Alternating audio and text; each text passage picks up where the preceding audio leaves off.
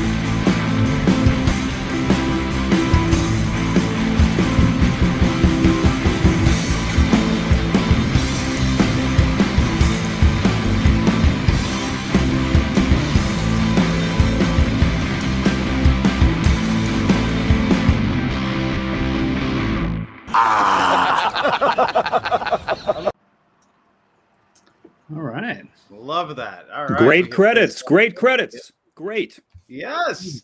I was thinking, John, I think true or false, agree or disagree, rather. Are you the person most far left politically out of that the cast of characters in that intro? I don't know, really. I'm not really sure where Flav stands on universal basic income, to be honest. So I couldn't tell you. Could be. But it's great to see myself right up there with Dinesh. And I was watching it thinking, like, this looks like Politicon. And then I saw my ugly face pop up. So well done.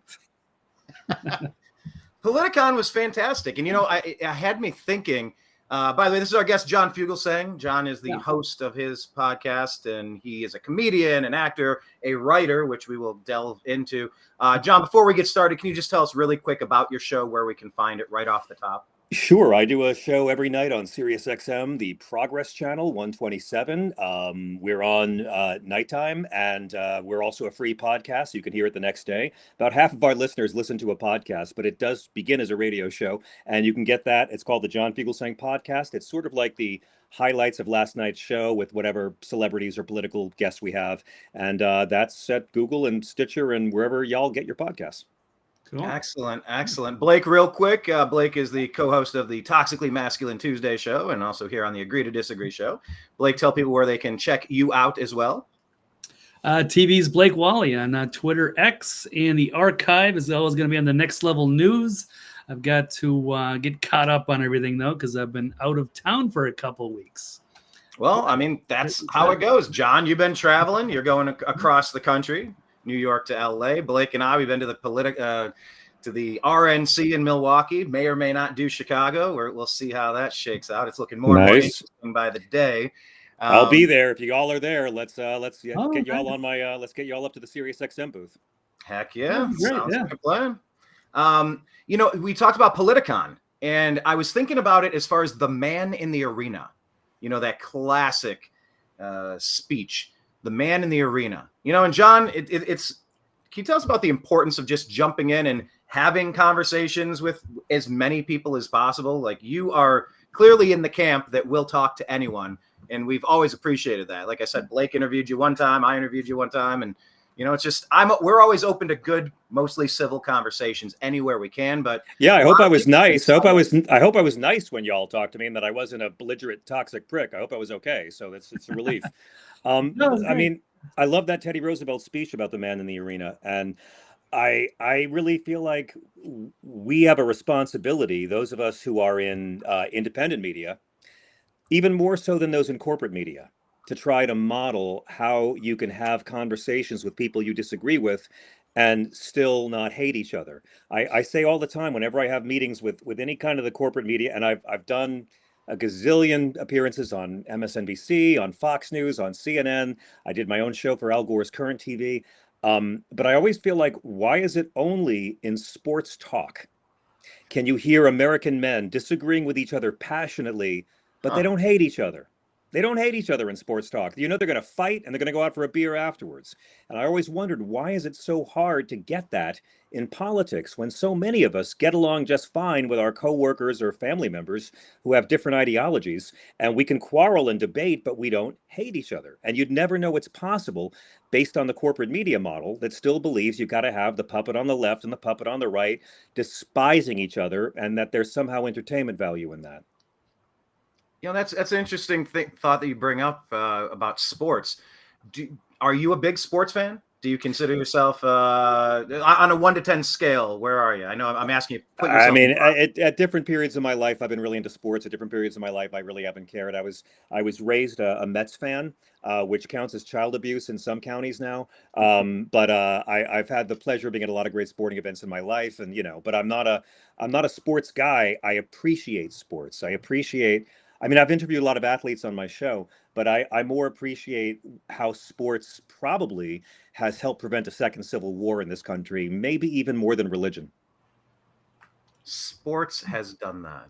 We can have men who despise each other in the political field, but in an arena, watching athletes, those men who are told by their political masters to hate the other, they can be brothers at a sporting event. I've seen it happen my whole life, where guys who are programmed by their dodgeball tribes to not get along. But sports, and I think art, music is another area, a cinema, where because the culture wants us fighting all the time. So I'm a big fan of finding wherever there's overlap, where we can actually acquaint ourselves with our common humanity. And very often, pop culture and sports gets us there a lot quicker than politics and religion. And Blake, John, right, that things have kind of gotten a lot worse politically, where we used to be kind of on the same page years ago, but it's just continued to get more and more toxic and more divided as ever. I don't know. I keep hearing that, but a war over slavery and secession that killed 600,000 Americans is just a bit worse than anonymous dudes being dicks on Twitter. You know what I'm saying? Like this country's been through some horrible division. Division has always been a plague of this country. There's a lot of people internationally and domestically who really benefit from our division. And I kind of feel like when people realize they have more in common with each other than their differences, you might see some real change in this country. Blake, let me ask you to kind of follow up on what John was saying about sports. Now, I also host the Unhappy Hour Sports Show. Indians, Cavs, Browns, Buckeyes. I'm a big Cleveland area sports 5 minutes fan with Brian without knowing he's a Cleveland sports fan, right? Right on. I got a Buckeye football up there. I got a whole bunch of that's a Cleveland Indians hat right there. Nice.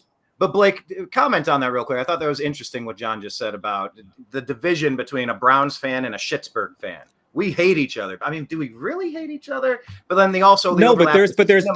there's Browns fans that you disagree with on everything relating to politics, I'm sure. Right? Yes. But unfortunately, yes. In the arena, you can be brothers, and our ideological differences can be transcended. You see this happen with Star Wars fans all the time too, or Beatles fans, these are the ways that we can be reminded of our common humanity rather than just, hating each other because we only agree on 70% of shit. Now, Star Wars is an interesting, and I do want to get your answer. Maybe not the best example. I know. Because Star Wars has gone from the producers saying it's too toxically masculine, to borrow from Blake's co-hosting show, and it's totally changed the universe, and a lot of the core fans have been pushed into a direct. It's gotten really interesting in the chat room. What producer said Star Wars was toxically masculine? I never thought that. What producer said that? Well, I never thought that. I think a lot of fans have been bristling at a lot of the SJW themes that have come out in the last 10 years since Disney kind of got. What's an SJW? What's an SJW theme in Star Wars? Oh, I'm saying that's what other people are saying. I'm not here to prove that point today. I don't know any themes in Star Wars that Disney started that weren't already there. I know that the casting has become more diverse, and it looks more like people on planet Earth. I mean, the biggest problem with the first one is that they're all Homo sapiens. I mean, Carl Sagan spoke beautifully about that, and I think George Lucas made the prequels a lot more diverse. A bit more diverse for women. And to me, it's not about how diverse the casting is. It's about the quality and tightness of the storytelling. So I don't really get caught up in like people getting mad about woke Star Wars because they have more characters of color or more female characters. I care about, are the characters cool? Are they well written? Do they do interesting things? Because I'm here for good storytelling. Tokenism of casting means nothing. And that's something liberals and conservatives can agree on, I think. That, cool, you cast a lot of people of color in a Star Wars project, great, but if the project's crap, it doesn't matter how nice your casting office is. So I think most Star Wars fans just care about a good story. Blake, thoughts? Well, I've kind of tuned out of some of the new shows that they put on the Disney Plus, so I haven't seen a lot of the new Star Wars. I hear there's a lot of people complaining about them. So you see Andor? You see Andor, Blake? No, I haven't. I've seen most of the movies, but not. Andor is great. Andor is a great show. Yeah.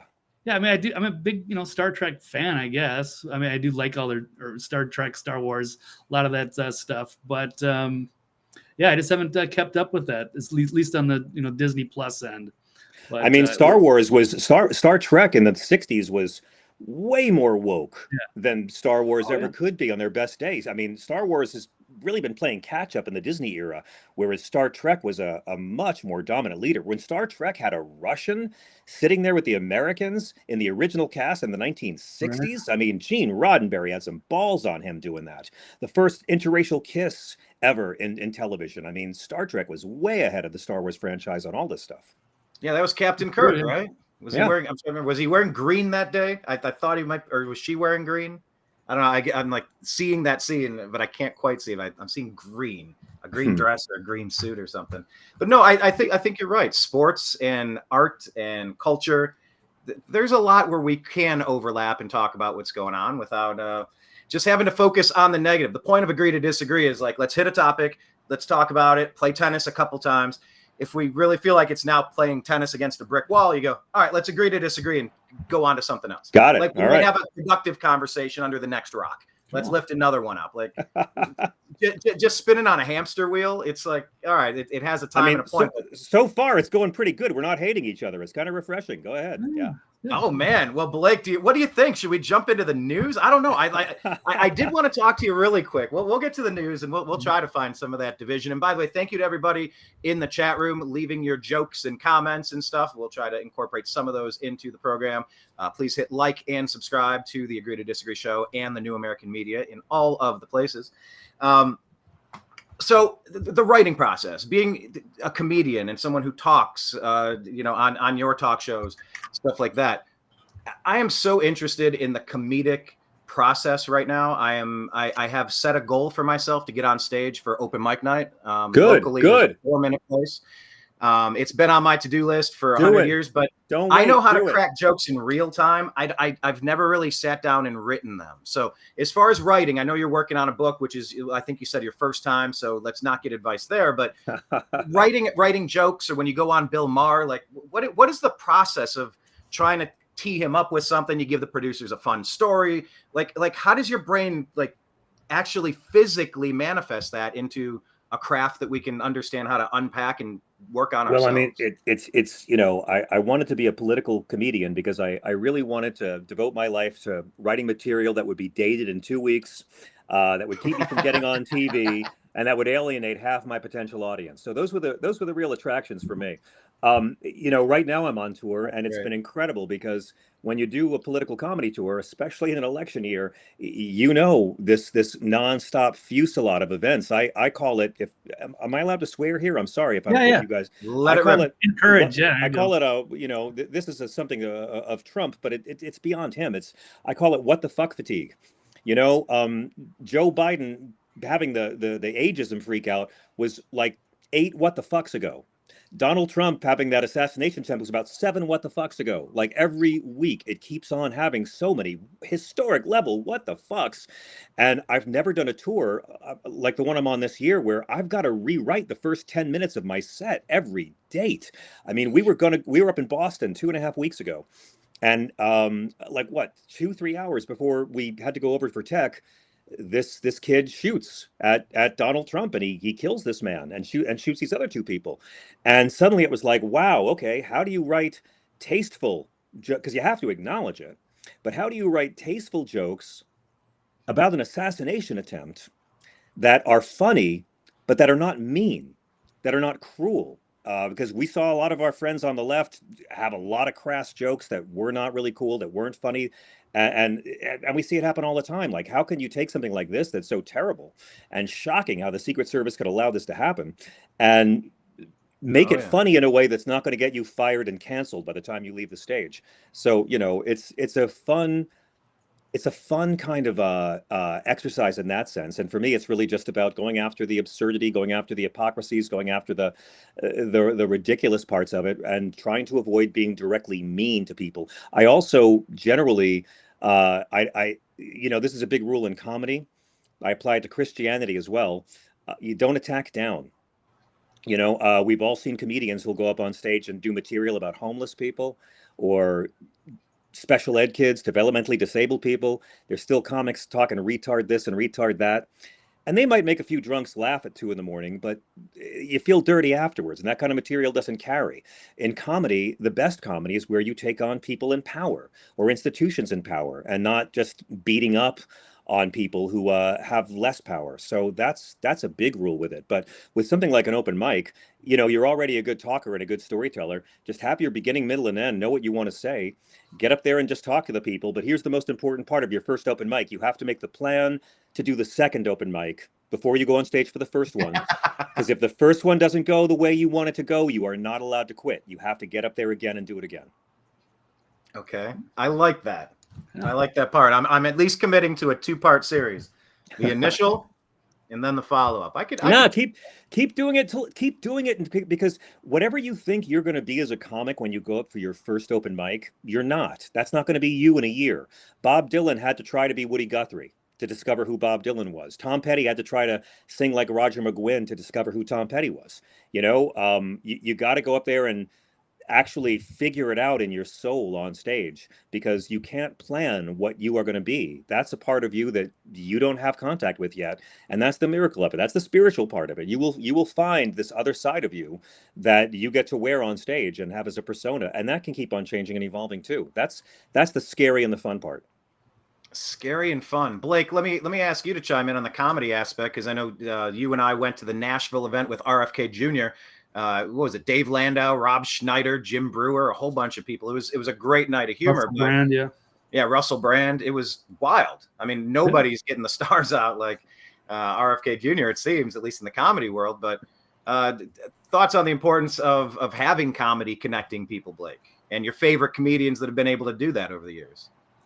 Well, yeah, absolutely. It's a good way to communicate and to get a message across, and to get kind of that trigger that emotional response in people. And yeah, I think that's very healthy for our society for sure. So I'm a big fan of comedy, always have been.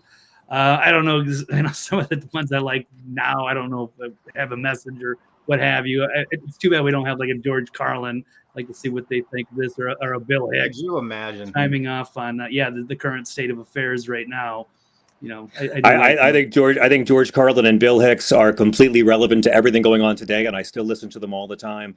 Yeah. I think those albums have aged perfectly, and their themes are still totally consistent. And I get so turned on when I meet a young comic who has just discovered who Bill Hicks was, and you know that those guys and Richard Pryor are the holy trinity for me. Okay, All yeah, right. I agree with that.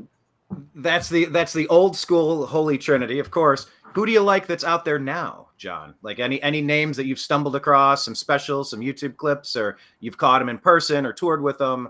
Anybody we should know of that might not be on the radar yet? I mean, there's tons of great people out there, you know, here's the thing: it's tough doing political comedy on television. You might notice this. Generally speaking, in network TV, you can't do political material unless it's your own talk show. So I know so many, and I've had so many meetings over the years with various networks where I've talked about how, you know, there's great comics doing topical material. It's really funny, but there's nowhere to do it on TV. There's nowhere to do topical material about today's headlines, again, unless it's your show and you do an opening monologue. And you might notice, whatever you think of Kimmel and Colbert and Jimmy, they don't really book too many topical political comics because network TV likes to play it safe and likes to avoid running the risk of offending anybody. So even in that sense, we're pretty marginalized. But there's tons of great people out there. I'm still crushed that Lewis Black is retiring. I'm trying to talk him out of doing it because I don't know Please who do. his heir is. But no, there's I mean, I could name a bunch of people. Well, you know who his heir might have been. Unfortunately, the Grim Reaper went and took him. Norm Macdonald was entering like that crunchy old man territory, the stay off of my lawn guy. He was really settling nicely into the grumpy old man phase of Lewis Black just yelling at some kid on his lawn.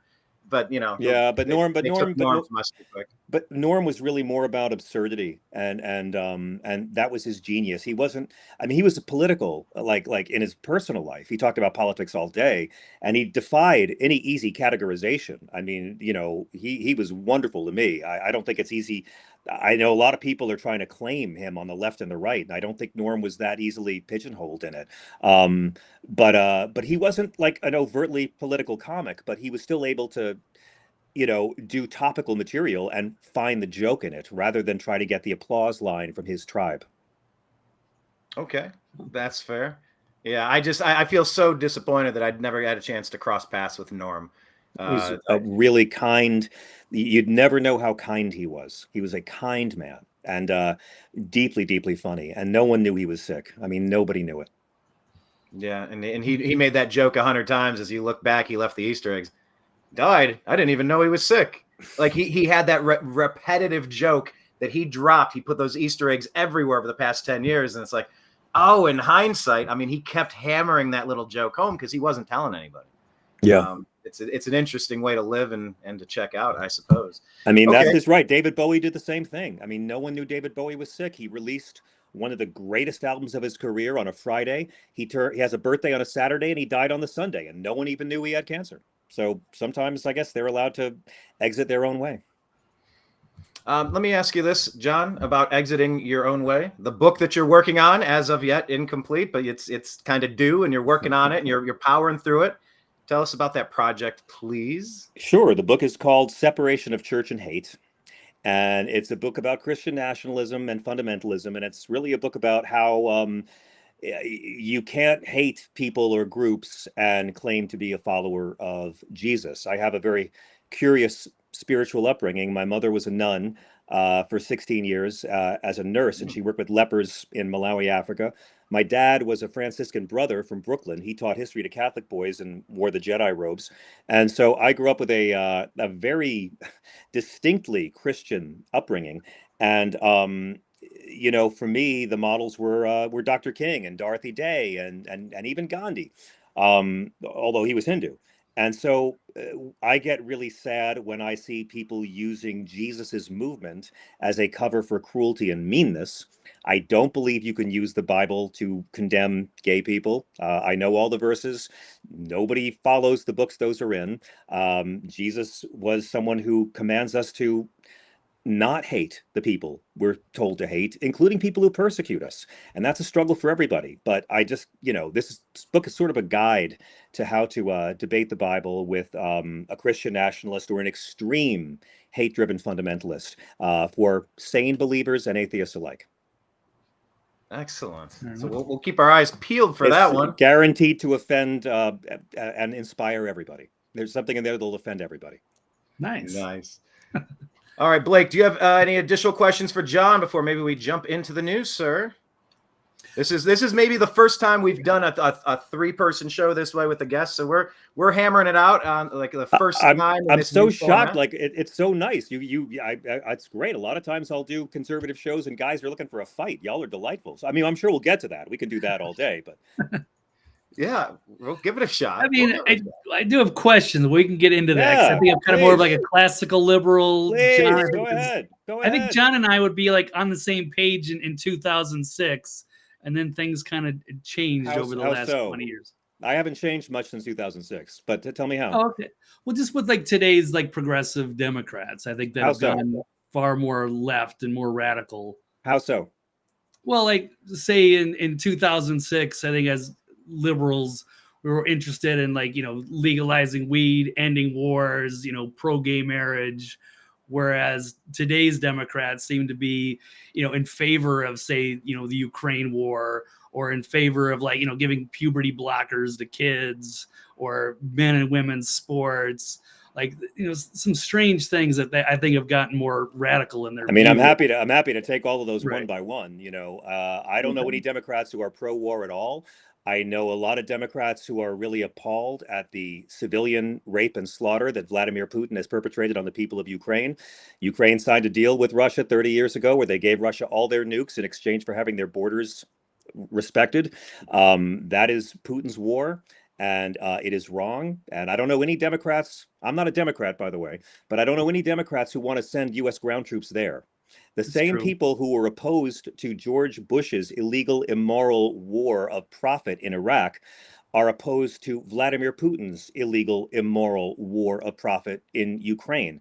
These are invasions that were done in an imperialistic way for power, and the same folks who were opposed to what Bush did then are opposed to what Putin did then. There wasn't the kind of world uprising against what Bush and Cheney did in 2004 that we have seen against what Putin's doing now. But in that sense, I think that folks on the left have been very, very consistent. In terms of like puberty blockers, transgender issues are a third rail. People are very scared of it all. I think the only areas where people are saying that government should get in between citizens and their doctors are families of trans kids and women's reproductive rights. I don't know any other areas where people are saying that big government needs to step in between a family and their doctor. And I forget what the middle one you said was, Blake. I'm so sorry. Oh, no worries. I think it was legal weed. But I mean, it was legal weed. Well, legal weed. Look, it is legal. Look at this. Like, whoever thought old Joe Biden, the moderate guy, would be the one with Kamala Harris, the prosecutor. Whoever thought they would be the ones to decriminalize weed at the federal level and move cannabis down to a Schedule III drug? If you had told me that this guy Biden would be the one to do that one day, my whole life, I never would have believed it. Never would have believed it. But that's an area where a lot of our conservative brothers and sisters have gotten on board and realized that it's good for business. And again, the biggest drug problem in America now is the same as it was in colonial days, and it's still alcohol, not cannabis. Yeah. Fentanyl, maybe. Fentanyl has entered the chat. Fentanyl absolutely. But alcohol still kills more people than fentanyl every year. Believe that, yeah. Yeah, and that's totally fine. We'll accept those cash donations. We'll put those commercials everywhere. Yeah, but look, Blake and I, the background you don't know, John, is we were both bartenders. I've bartended in Ohio, Kentucky. I'm not anti-alcohol. I promise. I'm a big fan of alcohol. Just saying. Yeah, and Blake in Vegas and many other places as well. But I mean, we've seen it all. We've seen every type of everything you could imagine of the excesses of alcohol. Yeah, it's not great. It's not great. It's there's a fine line between having a couple and just enjoying yourself and just going too far, and we've seen that. You're right, but again, like addiction is an illness. It's not a crime. I don't know if it's a sin. I mean, things you can do as an addict are sins, but for me, the great amorality of the drug war has been that we're putting people in jail for illness, and I've met men who were in jail for decades for having a bit of heroin in the '70s, and yet I turn on my TV and they're pushing oxy to people right now. It's the hypocrisy that I think got a lot of people down. And I'm not anti-alcohol. I'm anti putting people in jail for addiction. And with addiction, a lot of people like to go back to Reagan and like, oh, Reagan closed down the mental hospitals and the support staff systems. It's like, okay, fine. But that was the 80s. We had the 90s, the O's, the teens, the 20s. Like, we're on 45 years of past that moment. A lot of people have fumbled helping the people that are struggling.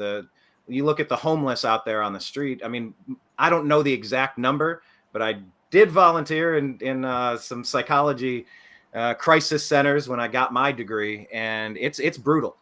And I don't know what we're supposed to do to help people that are incapable of helping themselves in the current mental state, in the throes of addiction, and everything that entails. If you have ideas, I'd love to hear them, John. It ruined Los Angeles. The drug abuse, the meth. I mean, there were just zombies across the neighborhood, lighting things on fire, breaking everything open that they could, stealing things. I mean, it was just like a tornado, a constant tornado of terror in the neighborhood. For me, the first step is putting the Sackler family in prison. For me, punishing the people who profited off of spreading these addictions. The entire history of opioids have been drug companies telling people this isn't addictive. Heroin was first introduced by Bayer in 1905 as a non-addictive children's cough syrup. Laudanum was heroin for women with emotional problems in the 1870s, like Molly Parker in Deadwood. Like, they always put out these oxycodone. When that was first released, it was non-addictive. They always put out opioids in pill form and say it's not addictive. And that's been the case with Oxy. And the Sackler family has made gazillions and gazillions. There's been some great documentaries and movies made about it. And there's no accountability for it. These are the pill pushers who've gotten people hooked. As a fan of single payer healthcare, the same socialism that every single one of our capitalist allies enjoys, and none of our capitalist allies have ever tried to get rid of their universal health care to adopt an insane system like we have, where the burden is on an employer to provide health coverage as part of a compensation package. This is a relic from World War II that is terrible for business. It's terrible for the public health. Strange. It's really strange. FDR era stuff that worked 90 years ago, but it's not going to work now. And can you actually just define that? Because it was the government said you can't, like, they capped. It was like spending controls, right? And so in order to grab better employees, they offered benefits that wasn't something like that. How do you describe what happened? I don't know how the policies originated, but I know how they evolved, and it's evolved to be this insane system where you either get a job with healthcare or you don't. And my patriotism and Christianity are such that, Jesus says in Matthew 25, individuals and nations will be judged on how they care for the sick. And I see all of our foreign allies that don't have 45,000 people dying due to lack of coverage every year. And Obamacare, it helped a bit, but I was never a fan of that. Obamacare Barack Obama ran against an individual mandate. He ran against what Mitt Romney did. Obama ran saying forcing people to buy private health insurance, that's like solving homelessness by forcing homeless people to buy a house. But as soon as he was in office, they went for the Romney plan of having people buy the same shitty private plans that they made it better. They banned all the junk plans and all that. And I can't deny that Obamacare has led to the lowest rate of uninsured Americans in our country's history, but it's not a solution. It's not reform. It's improvement.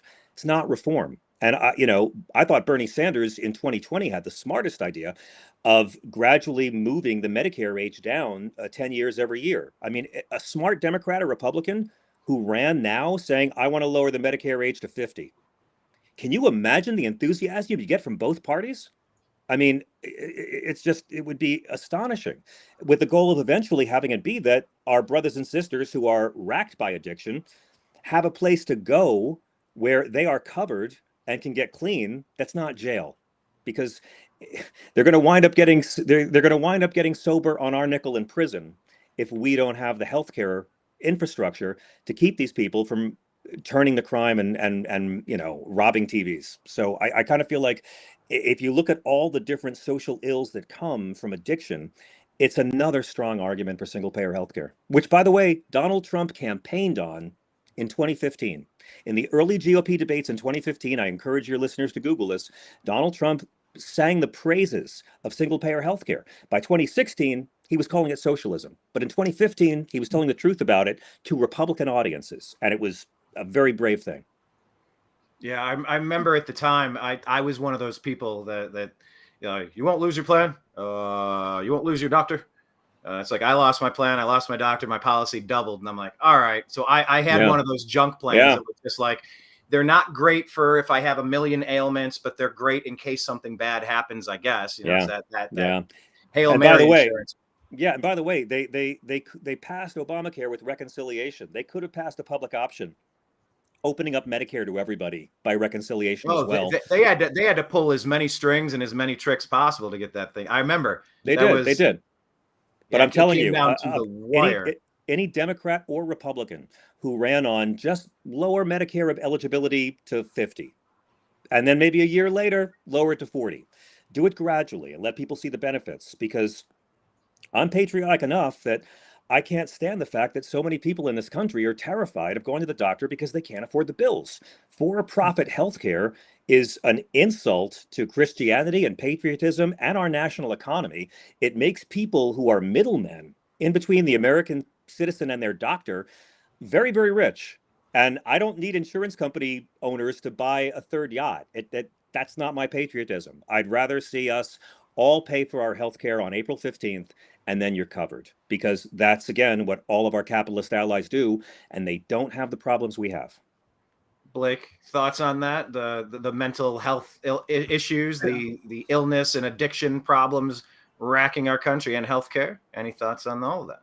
Well, yeah, I would say, first of all, those people don't deserve to be in jail. They should be getting treatment. But yeah, I've always kind of seen myself as very much like a Green Party guy, not like currently with today's Green Party, but in principle of, cutting a lot of government programs, but at least keeping, the environment, education, and healthcare, and then taking all the corruption out of the healthcare system. And it should be our goal to try to keep it as low cost as possible. Yeah, I hate insurance companies. I hate medical insurance companies. These guys get rich gouging Americans for basic health care. And this is not a problem in Germany, Japan, France, Australia, Brazil, Britain, all of our capitalist allies. You get sick, you go to the doctor, and it's covered, and you never have fear about how much this or the meds are going to cost.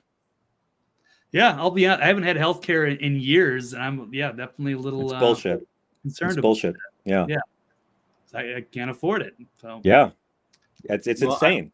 I think the nation is trying to figure out a way forward with this. I know Teddy Roosevelt ran on this in 1912. Nixon supported universal health care in 68.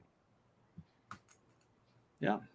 I think they should bring that up, but they always want to try to squeeze all the money they can out of it. So but both political parties are awash with corporate donations, Democrats as well. So you're not going to have anyone coming out and saying, "Oh, we need to have single payer healthcare," when Aetna gave Joe Lieberman a career. I mean, there's a lot of money to be made by helping prop up this shitty system of access we have. And again, it's in no way a criticism of the quality of American health care. Yes, they come from all around the world to come here because the quality of our care is so high. It is the access to that care that is so shitty for so many Americans. All right. Yeah. I think let's pause there. Let's bounce. Welcome to the socialist hour on Agree to Disagree. Yeah. Right. We're listening to it. Make the best case, put it forward, let the commenters make their opinions known. Please do leave your comments in all the places. As you see them, hit like and subscribe. Blake, I think it's a great chance to jump into the news here. So let's do that. Sure. All right.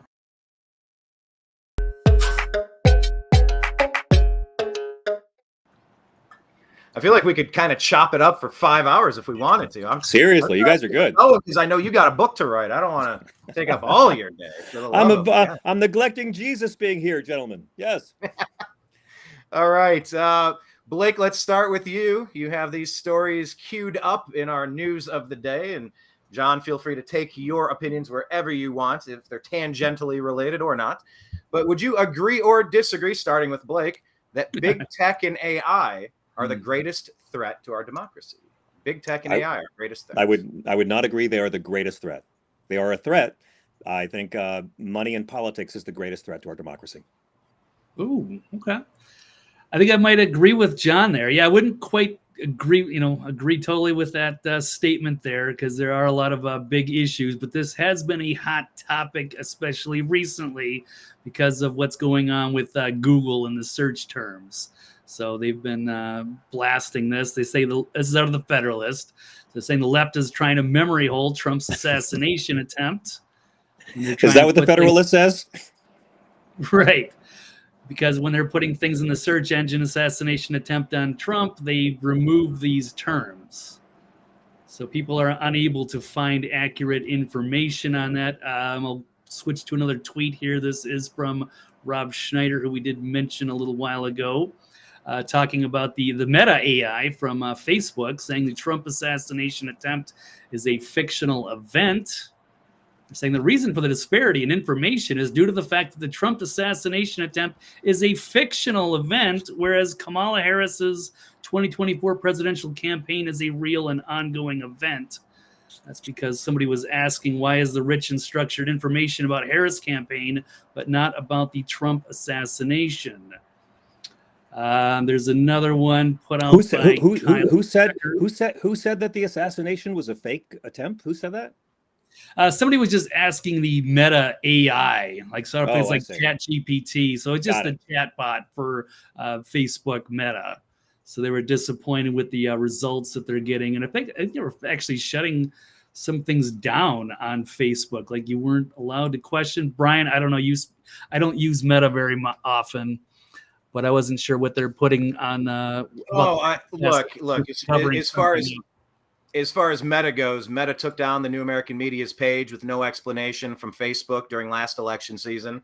I've been the past month getting really strange, I don't know what you call them, push notifications that take over my entire phone saying that Instagram suspects blah, blah, blah activity on my account. They do not like the content that we are sharing, and they are definitely up to the same tricks that they were 4 years ago. Personally, it seems. At least in those regards. Right. And images are being censored. If you're sharing stuff, they're not letting any of your followers see it. Famous the Trump picture with the flag and stuff. I think that was a Meta. Was he saying that was fake or something? Something weird. I don't want to take that out of. I'm not 100% on that. But I know that there was some criticism of it. I did see that on Twitter, but I just don't have it in the stack today. But yeah, there's something weird going on with the way they're trying to they say memory hole it. So maybe that's true. Maybe it's an exaggeration. But I'd be curious to get John's take on that. And specifically in that regard, maybe starting with, isn't that how we ended up chopping it up? It was over a tweet. It was, I believe, I'm looking for it. I'm scrolling, trying to find it. Something about taking a bullet for democracy, and it was. How did that go? Do either of you guys have that? Kicked off this whole thing, right? With you and John on Twitter, yeah, right? It was something along the lines of taking a bullet for democracy, and but the story was coming around that he was never shot. Trump was never shot, right? And then Christopher Wray got up there and said, "Well, it might not have been a bullet. It might have been shrapnel." And then the FBI and everybody, 12 hours later, they're like, "No, it was a bullet." And it's just like, where is that story coming from? And if I may, in fairness, wouldn't it be great to see an actual official hospital report? I mean, is it strange that they're saying the president was hit by a round from an AR-15 that required no stitches?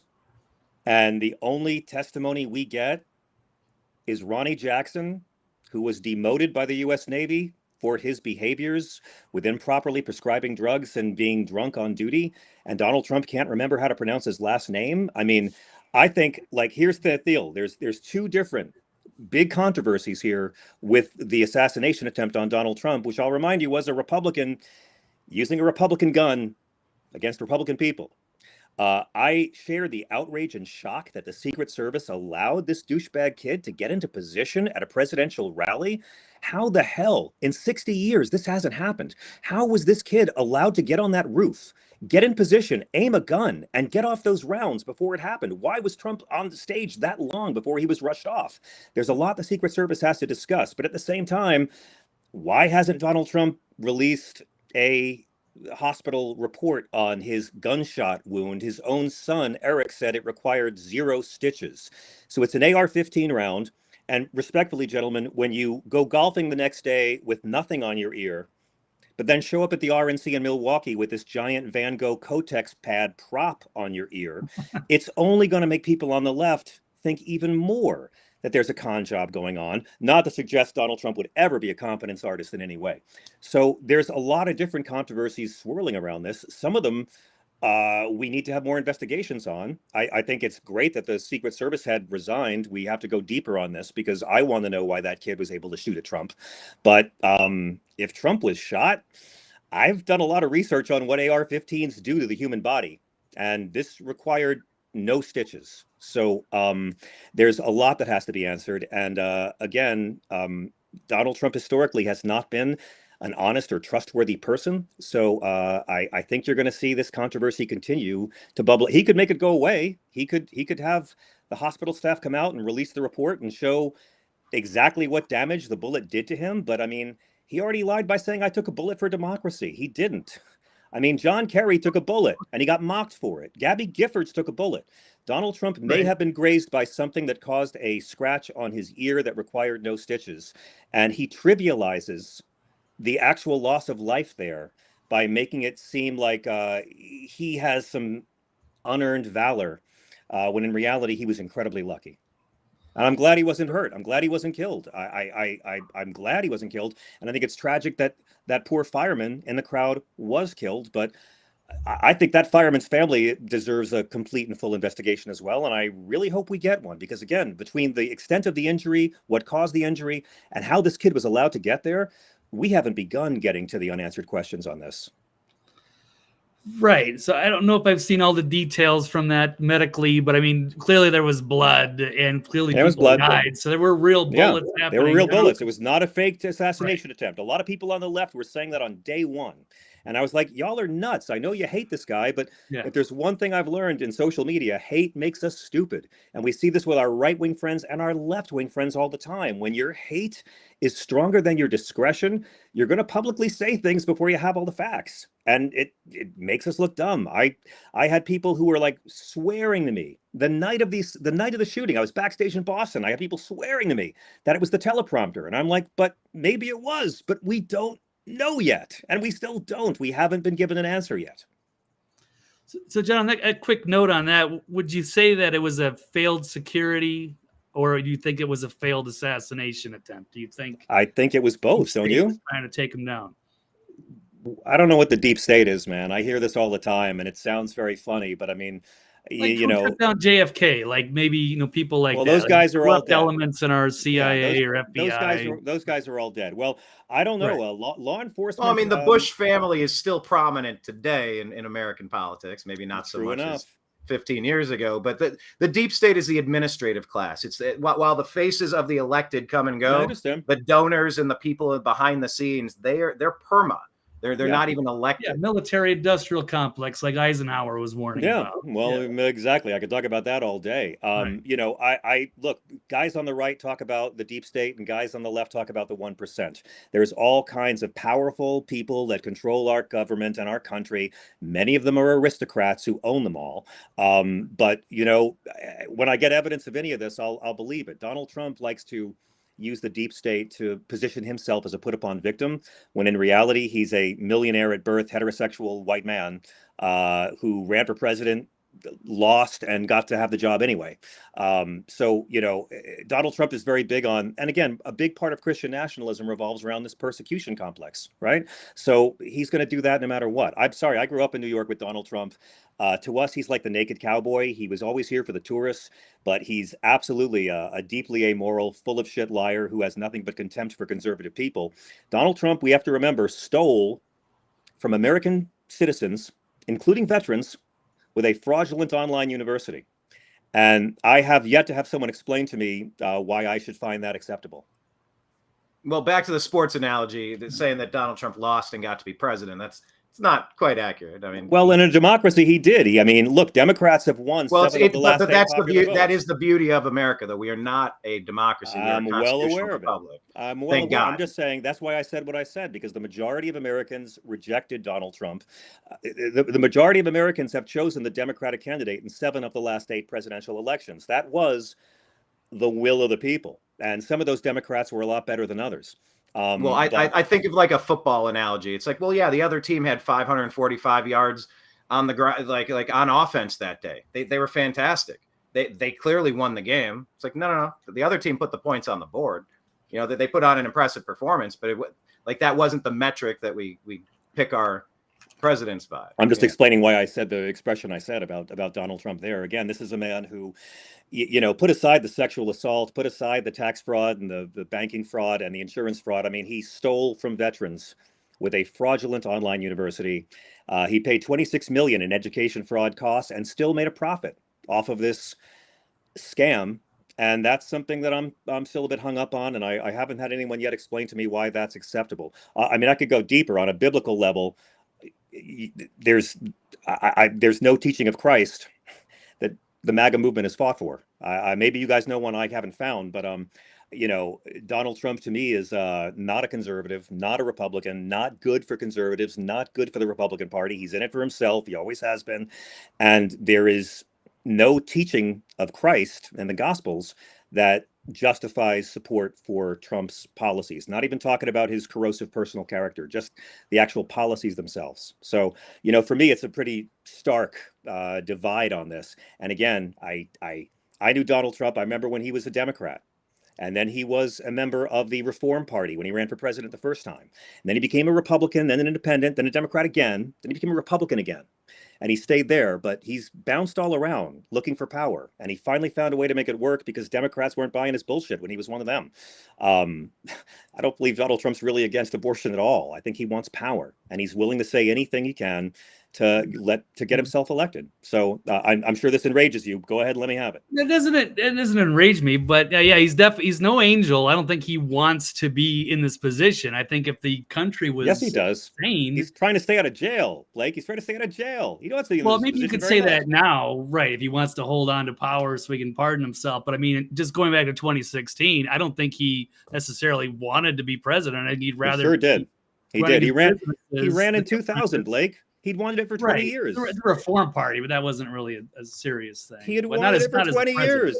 He was talking about it on Larry King in the 90s, him running for president. He talked about it on Celebrity Apprentice. Someday. I think you said if he ever felt like he needed to. And I think after, the neocons and the Bush administration, and then after, the Obama, maybe that was that was his time. But if things were great in the country, then maybe he wouldn't have run. And then Brian and I wouldn't even be in the media. We wouldn't need to be, because America would have been on a great trajectory. We think we were before 9/11. I don't think that Donald Trump ran for president because he cared about anybody else. I didn't see any policies that put the less fortunate first. I don't think he did it because he cares about public service in any way. He cut his own taxes massively, and he caused more debt in 4 years. He caused 25% of all the debt we've accrued in 248 years in 4. So, he's many things. He's a very charismatic man. I have worked with him before. He is a very good communicator. He's a terrific speaker. He's not a public service guy. Well, if we're going to talk about the debt, though, let's just put it on the table that during the pandemic, and that was congressional spending, like Trump was a part of it. Nobody ever thought Trump was a Tea Party candidate. No, nobody ever thought. He's a New York builder. He takes on debt. He builds things. It's debt swaps. It's this and that. It's accounting, bookkeeping. We knew that he was going to spend. But he used to be. But it was the tax. That 2 years of COVID spending was enormous. Of course, but the tax cut and the COVID spending, the 1-2 punch of both of those, the COVID spending, which was necessary and helped a lot of people during a plague that killed over 1 million of our fellow Americans, whereas the tax cut, where 83% of the benefits go to the top 1%. I'm sorry, Republicans keep getting suckered by these guys over and over and over again. Donald Trump is an aristocrat. same as George W. Bush. I generally don't trust millionaires at birth who run for high office and have no appreciation of their own privilege. And so, the tax cut was, he promised to make the rich richer, and he did it. To wrap up this question, to get back to it, with AI and big tech being the greatest threat to our democracy, agree or disagree there? After unpacking some of your personal thoughts on Donald Trump, the human being, and then of course him politically, just a quick recap. When the shot happened, where were you, and like what thoughts instantly went through your head, and what are just some of the ones that you're left with now? Yeah, because we're talking about big tech censoring the event. Like, we're just going to pretend it didn't happen. People search for it. They're not auto-populating the results. It's like, why are they trying to hide? It's just interesting. But do you really believe big tech is trying to hide this? I see that picture of him on social media all day long. People are covering it all the time. Chris Wray's testimony got a full day's lion's share of coverage. I mean, I understand that Donald Trump wants to feed a persecution complex to his followers, but it's a very big news story. I was in my hotel room in Boston getting ready for the show when it happened, and it was so terrifying. I mean, I remember being a kid when John Lennon and Pope John Paul and Ronald Reagan were all shot within a few months of each other. And, like, I wasn't around for the 60s when assassinations were happening all the time, but it was terrifying. I think Donald Trump's a horrible person and a corrosive person, and he's a con man who lies to conservatives and has gotten rich off of it. But I don't want him to suffer. I want three ghosts to visit him on Christmas Eve and turn him into a good person. That's what I want for Trump. But even more so, I mean, I was just horrified that after 61 years after JFK, that this could even happen. I mean, that guy, Mr. Comparator, should be alive right now. Like, it wasn't some kind of accident that fireman is dead. Someone did not do their job. Someone allowed this kid, and he was a Republican, and it's the AR-15, which Bill Clinton banned, Ronald Reagan and Gerald Ford supported the ban, George W. Bush lifted the ban. I don't personally think that emotionally unstable 20-year-old males should have access to machines that are designed to kill lots of humans really fast unless they're in the armed forces. I don't think 20-year-old males need that. If you need that for hunting, you suck at hunting. And it's not your God-given right, it's your goddamn entertainment. I was hoping that maybe an AR-15 causing this violence might make some people realize, hey, some civilians shouldn't have access to this hardware. But that's me putting my politics on it. I just don't want to see more people getting killed. And so the outrage is that this fireman was trying to protect his family. He didn't have to die. And I just hope that someday we find out what the real reason was. Why was this kid able to do it? Like you probably looked at these diagrams of the layout 100 times. Yeah. I mean, Donald Trump's already going back there to milk it and exploit it because he didn't get a pole bump in it. Like he wore the whole Kotex Van Gogh prop on his head. It didn't even give him a bump in the polls. So he's already going back there to milk it even more. And that's to be expected. But I respectfully, gentlemen, I don't see the media hiding this story. I talk about it every night on SiriusXM. Blake? No, I hear you. And we do see those memes and those pictures up on Twitter. I don't know if they're on Facebook or if they're restricting them. I don't spend time on Facebook, so I'm not exactly sure about that one.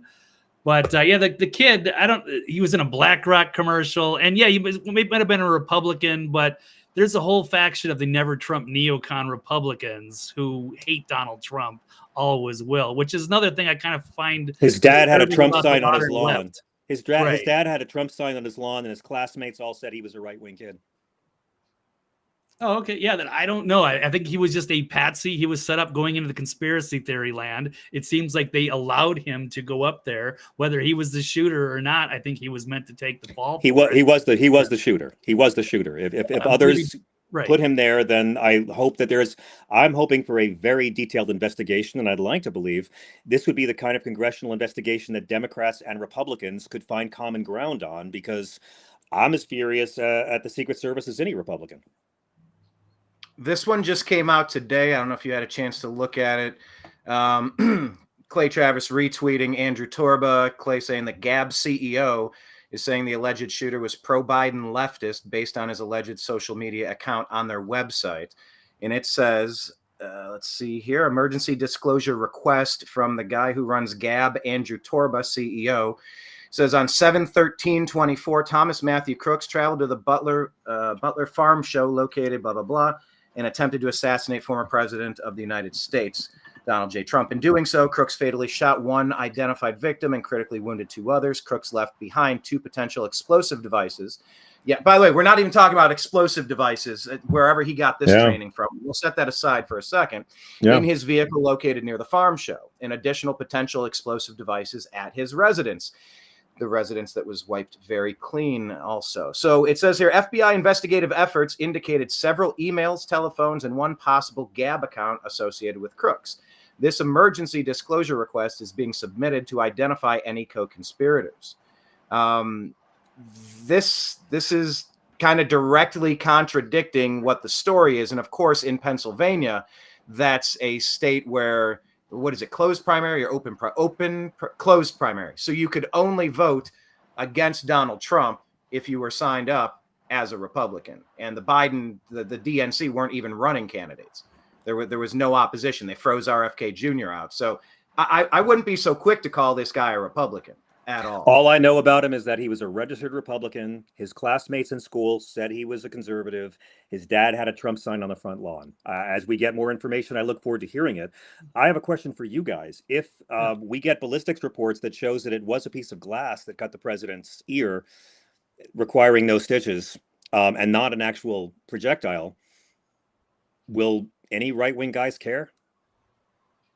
I mean, if we're saying that potential shrapnel from an explosion of something else caused by a fired bullet injured the president of the United States, like, yeah, he's still shot at and bloody. But if we found out he never actually took it, but he's been saying, I took a bullet.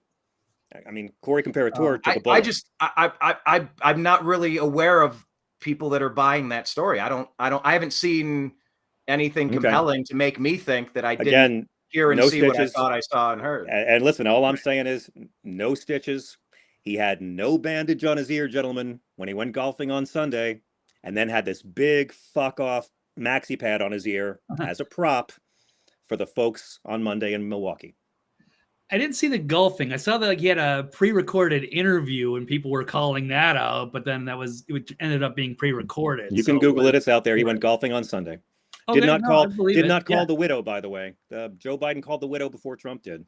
But there was this blood. Gigantic prop. I saw the blood. Yeah, but he had Eric revealed there were no stitches. We're supposed to believe this was a round from an AR-15 that caused no damage. So again, I'm not pushing conspiracies. I'm clinging to the facts, and as more facts come in, I will be moved by those. Right, but they have like the still frame of like the bullet, like kind of like whizzing right next to him, and he just turned at that second. So it's clear that they were shooting at his head, and somebody did die, and then 2 other people were in critical condition. I don't know if it matters so much if it was it hit something else and it was glass and it hit that. No, it matters to me that he played up the injury as being worse than it was for sympathy and for the polls when a guy really died, and he exploited that. And I kind of feel like that's what I expect from him. He's a crass guy. He's not a decent man, and so I sort of, he plays up the personal victimization as only a white billionaire can. So we'll see. But again, there's 2 controversies here, and I hope they both get addressed. Yeah, and it's been one hell of an AI conversation, by the way. All right. Yes. All right. Fine. Let's spin over to this one about it needing to investigate the feds after this major security failure, Blake. Let's pivot on that point. I wrote that. I mean, they already are. They're already talking to people on Capitol Hill. We already saw the resignation from the Secret Service directors. So, yeah, I think it's obviously they need to keep going further, and I'm sure they will. So they're not really getting a lot of direct answers, I didn't feel, or from Chris Wray or what have you. So I think they know a lot more than they're sharing. And I think it's very embarrassing for them, and heads are going to roll. But they certainly need to open this up as far as it goes. And I think there's a lot of, bad actors that are inside of these agencies. And it's time for them to get kicked out the door. Did you have an article on this one to pull up? Let's see. I'm sure I did. While you look for it, I think John, what do you think about the investigation here? Obviously, we talked about. I think that has to be ongoing. How high does this go? I mean, it was a series of catastrophic failures. The same thing that they told me when my Chevy Blazer engine exploded on the freeway. Well, this broke, which caused this thing to break, which caused your engine to lock down, which caused the overheat. So now you have no car. No, like I said, someone didn't do their job. Someone didn't do their job, and that's why this kid was able to lob off rounds and kill people, and shoot at the former president. It wasn't an accident. Someone allowed this to happen, and it seems like one of those areas where we could really get a serious bipartisan investigation, with Democrats wanting answers as equally as much as Republicans. I hope. All right. Blake, what do you have? It does seem that way. I've even seen Klobuchar and AOC. I think there is a lot of bipartisan. It's good to see that people coming together on both sides of the aisle to be asking questions about this. So I think that things are going in that right direction, and they can't. It's easy to cover things up when during the JFK thing, but now everybody's got a cell phone camera. Exactly. Everybody. Internet sleuths, they've been picking this thing apart and keep asking questions. And I still want to know, how did this kid get into a BlackRock commercial? Some goofball. There's so many things to look at. It's just overwhelming amount of evidence that we have to sift through. Yeah. So walk us through this post, Blake. What's going on here? I don't want to go too much into the details. Brian, I think you actually tweeted this out, and this is also another talking about the Gab founder, Torba. Asking, according to the Gab account, crooks supported Biden lockdowns and Biden's border policies. I don't know if this is all relevant or not, but it seems there's issues. It says, why is the FBI director or deputy director lying under oath about his views to Congress and the American people? I don't know entirely if that is true. I'm just saying there's a lot of pushback on whether these public officials are telling the truth, or if there's a cover up or whatnot. But it keeps coming apart in real time. So I don't know. Yeah, and this was just the follow up from Torba. Take it for what it is. But he was saying, he was posting anti-immigrant, anti-Semitic content. The story is this: the account for which the data was requested was unequivocally pro-Biden, and in particular pro-Biden's immigration policy. He was pro-lockdown, pro-Biden immigration, but he was anti-immigrant, but pro-Biden. That's a good catch. That seems a little contradictory. Yeah, we'll find out. I agree. I hope we find out. Absolutely. Yeah, I don't know. I wish Cheadle would be being under interrogation at this point. I think she didn't go to the site. It was 9 days when she got grilled on Capitol Hill. She hadn't been to the location. 72 hours. She didn't even call in.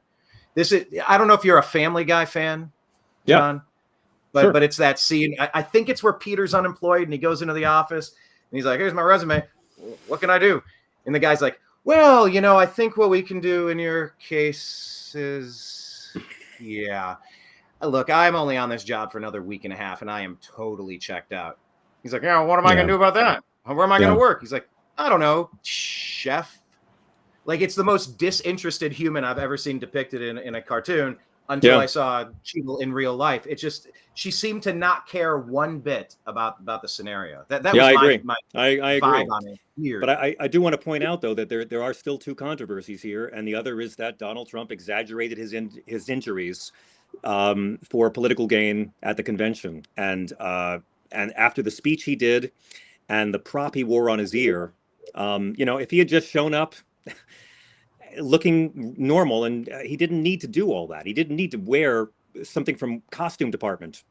He was bloody and hit by a bullet, though. I don't get how this is exploitive.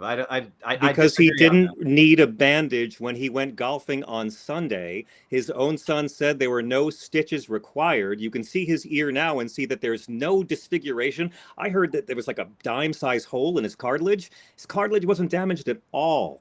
Yes, he bled, but he did not require this gigantic maxi pad on the side of his head. And I think he hurt his own case. He changed the narrative himself because he couldn't come out and appear as a changed man who was in some way humbled by this experience, because he actually had to over-exaggerate the injury. Dude, a guy shot at you and one of your supporters was dead. You don't need to play it up any more than that, but he did anyway. And honestly, then that speech, and let's be honest, the J.D. Vance announcement was not popular with all corners of MAGAville. I was really shocked that after 2 weeks, the guys had no bump in the polls after this entire experience. Blake, thoughts on bumps in polls, the polling, and was it an overreaction by Trump there? Did he overplay his hand? I don't take the polls real seriously, honestly. Not too much. I don't either, Blake. But They can make them say whatever they want, I suppose. I think even Drudge was getting criticized because he found a Kamala poll, but it was people that were in Canada. So I don't exactly know how they conduct these things, and I don't think they're that neutral. And I'll tell you what. Speaking of polls, we actually don't have it in the stack, even though it might technically be the biggest story in the world right now. I guess we're maybe American centric, but any thoughts on Venezuela? Venezuela is like in its active situation. Some are saying it's eerily reminiscent to 2020. Others are saying it's not. Yeah. Thoughts there? We're still unpacking it. Maduro is refusing to leave power. Yeah. And we're seeing video after video. I'm very, like everyone, keenly interested to see how this resolves itself. I hope it resolves itself non-violently because it didn't here. Donald Trump ended the 240-year peaceful transfer of power. Cops were beaten on the Capitol steps. Ashley Babbitt is dead. It's all because of Donald Trump's lies. She's dead because he lied. Tucker Carlson is fired because he lied. Rudy Giuliani is disbarred because he lied. And I'm hoping that Venezuela can avoid the completely preventable violence that we experienced here in the States. Well, I think one of the best ways to avoid the violence of the state is to make sure you're armed with an AR-15, though, because they were disarmed a while ago. And if that regime is a regime that is unwilling to go away, since they no longer have the consent of the governed, I'm not against guns and I don't support gun confiscation, but I agree with President Reagan and President Ford and President Carter and President Clinton that civilians should not have access to machines designed to kill lots of humans really fast. That's my pro-life. That's my pro-life patriotism there. I think turn that into a T-shirt or a hat. Pro-life. Right. Well, it just feels right. We have a contested election. I'm disgusted that we don't have more transparency. I never really felt like we never got a full audit even of Arizona. Yeah, you did. They did. They paid a lot of money for that. We had that audit of Arizona, and Joe Biden got more votes when it was done. Donald Trump lost. This guy lies to everybody, guys. You know this. This is his shtick. He lied. You guys know where Barack Obama was born. Come on. There was never a debate about that. There was never a doubt about that. There was always birth announcements in the Hawaii newspapers in 1961. Donald Trump launched the entire campaign on a racist lie that the first black president wasn't one of us. Would you stay with a woman who treated you the way Donald Trump has treated all of his spouses? The guy lies. Y'all are smart men. You're better men than Donald Trump, and you know it. You know you're better men than him. Well, he's an interesting character. I think even Reagan liked him. He's a rich fucking douchebag. He's a millionaire at birth brat. He was a horrible child. His parents sent him to military school, and there he learned to haze people. He gets off on hurting people. He can't not lie. He stole from fucking vets. He rapes people. His racism goes back 50 years. He was indicted with his racist dad by the Nixon Justice Department because their housing practices were so racist. How the fuck are you two racist for Nixon? You are good gentlemen. You are good men. Donald Trump is your moral inferior, and you both know it. I get that he's got a movement going, but he's not good for conservatives. He's not good for white people. He's not good for the Republican Party. He's not good. He's just a douchebag, and he always has been. And he left office with the worst jobs record since Hoover because he couldn't stop fucking lying during a plague. He comes out and tells, as soon as he found out that COVID was affecting black people more, reopen America. And he comes out and tells everyone you know and love to fill the pews on Easter Sunday 2020. And that same week, we hear him on tape telling Bob Woodward, it's an airborne killer. You have no idea how deadly it is. I'm trying to not panic people. But he was willing to send every Christian soul in this earth to their deaths by packing the pews. He doesn't care about conservative people. He doesn't care about anyone who's a non-millionaire. Everything in Donald Trump's life has been motivated by money, pussy, or flattery. That's it. Those are his three driving forces. And that's really it. Well, I think he cares about this country, and I think that No, a lot he of doesn't things are care about this country. right. He brags that he doesn't pay his taxes. He lied to everyone in this country during a fucking plague. He cares about Vladimir Putin. He does not care Fauci, about right. America. He doesn't give a shit about this country, guys. You know this. Come on. He Look, says things that white conservative guys like to hear. That's what he does. He knows how to make dopamine squirt in the brains of some white people, and they feel pleasure, and they think he's on their side. Look at the policies. He's an aristocrat from birth. How did the Republican Party get so suckered by all of these aristocratic millionaires? Mitt Romney, George Bush's, these millionaires at birth with no appreciation of their own privilege. Donald Trump is not a hardworking person. He doesn't give a fuck about the troops. He doesn't give a fuck about religion. He doesn't give a fuck about what's in the Gospels. He doesn't care about non-millionaires. He cares about himself. He cares about the applause and the pussy and the money. That's what he cares about. You guys are good men. You know he's full of shit. Well, he's a bullshitter. I think a lot of the things have been exaggerated. Liar. Barack But Obama was demonize- born here, guys. There was Right. never a question where Barack Obama was born. And Fox brings every racist they could find in every trailer park on every night. Fucking Hannity bringing every racist jackoff on his show every night to say the first black president wasn't born here. They launched the entire campaign on racism and lies. Donald Trump admitted on September 16th, 2016, that Barack Obama was really born here. So many MAGA dudes, and I can promise you this, have no idea Trump ever admitted Obama was really born here. They still believe somehow that Obama's from Kenya because right-wing media did not cover Donald Trump announcing on September 16, 2016, that Barack Obama was really born here. The whole movement is propped up by lies. Right. But didn't Trump offer him like $1 million or $5 million? They were being so like silent about it. Like just show. Why the birth should they have? certificate. Why was it? Like When has Donald Trump ever politely asked a Caucasian for their birth certificate? Has he ever asked a Caucasian to show a birth certificate to prove they're really one of us? Well, he's Come on. half Barack Caucasian. Obama would have been and he could have given millions of dollars to charity. Barack Obama would have been a punk to take him up on that offer, and eventually Barack Obama revealed the long-term birth certificate anyway. But he could have taken his money and given it to a charity. That would have been great. That would have been the biggest FU to Trump. Oh, because the president of the United States has to jump when some millionaire at birth aristocrat brat says so? Barack Obama handled him, and Donald Trump never got over it. But again, he launched the campaign on racism. He launched the entire campaign on racism. For context, there was question as to whether John McCain was a natural-born citizen because he wasn't born on the land of the United States at the time. And but there was within 5 minutes, a birth registry notation in a newspaper, but that wasn't a birth certificate. But his mom was American. So which group? Because this is I heard a lot of arguments on that topic, and I'm like, all right. Who did you hear make an argument on that topic? Because I don't know anybody who was saying that John McCain was not eligible to be president. I don't know anybody who spent a dime lobbying that, because within 5 minutes, oh, his mom's from America? Yeah, okay. That was it.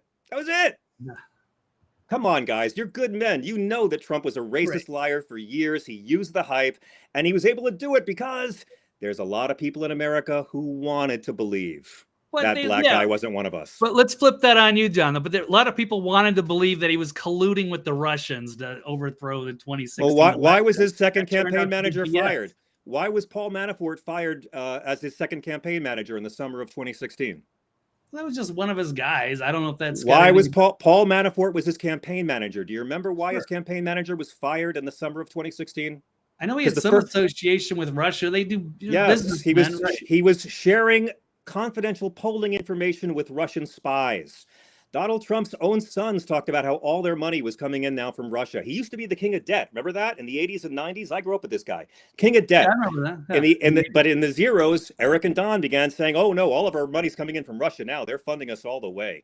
I mean, the Mueller report produces 10 ironclad counts of Donald Trump obstructing justice, and the Democrats in Congress fucked off and did nothing with it. They could have impeached him for that with all the other stuff they impeached him for. They didn't even do anything with it. I mean, Donald Trump's the one who said collusion. He said that word all the time. Collusion's not even a crime. Yeah, it just seemed to me like it was accusations and then a fishing expedition, and then everybody wanted to believe Trump was like a Russian asset. He was, Putin's puppet or whatever. Yeah, well, he acts like one. I mean, he really acts like one. He cannot wait to be president and gut NATO so Vladimir Putin can slaughter more Ukrainian civilians. I mean, these liberals going after Joe Biden for not doing enough to stop the genocide in Gaza. Donald Trump will take out a fucking miniskirt and pom-poms and play cheerleader for the death of civilians in Gaza and in Ukraine because he doesn't care. He doesn't care about people. He doesn't care about slaughter and humanity. Donald Trump praised Vladimir Putin's invasion. He called it genius and savvy. I mean, they're raping people. Like, this is our ally. Right. This is our ally. This is Ukraine. And I'll say this about Trump, though. He's the only president that didn't drag us into another foreign war. My entire lifetime, he's the only one that didn't start new stuff. But Biden, with Victoria Nuland and the rest of the Obama puppeteers behind the scenes. I'm sorry. What foreign war did Biden draw us into? Which for? I mean, we're engaged in a proxy war with 2.5 right now. Right. I mean, it's in Gaza, it's in Ukraine, it's off the coast of our country hasn't China legally. Right now. Our country hasn't legally declared war since 1941. So what war did Joe Biden drag us into? What war did Barack Obama drag us into? War, right? But Brian, are you referring to the proxy war with Ukraine? Yeah, it's the same proxy war that Hillary was trying to get us into in Syria, nonstop. We got to fight Russia as a proxy. Donald Trump is the first president to ever bomb Syria. I mean, Donald Trump's the first president to ever bomb Syria. Like, he wasn't this anti-war president. I respect. I think he was an anti-war president. He had a couple actions, but we're poking the nuclear bear right now, and it doesn't seem wise. One side's interested in negotiating a peace deal, and the other will not even listen to it. The Victoria Nuland stuff, the Hunter Biden Burisma stuff in Ukraine, like, that's directly the overthrow in 2013, 2014 with Nuland, Obama, Biden. Right. That's how we got to today. So respectfully, walk a few steps back. Right. Respectfully, in Iraq and Syria alone, Donald Trump's drone strikes killed an estimated 13,000 civilians. Under Biden, the drone strikes in Syria and Iraq have pretty much stopped. Trump bombed Yemen. Trump bombed Somalia. Trump threatened to invade Venezuela in 2018. He proposed the largest inflation-adjusted defense budget since World War II. He bragged about relaxing the rules of engagement in Afghanistan that doubled the civilian casualties. He freed 5,000 Taliban. He vetoed the bill by Congress that would stop us selling weapons to the Saudis in their war on Yemen, pulled out of Open Skies, pulled out of INF. We had a nuclear treaty with Iran, and all of our military generals insisted Iran was complying. Many nations put it together. If Iran gets a nuke, it is 100% Donald Trump's fault. He invited the Taliban to Camp David for 9/11. He lied that he'd opposed the war in Iraq. He increased the troop levels in Afghanistan by 25%. Please don't believe me. Look it all up. And he praised Putin's mass slaughter in Ukraine. I don't see where the anti-war part comes in there.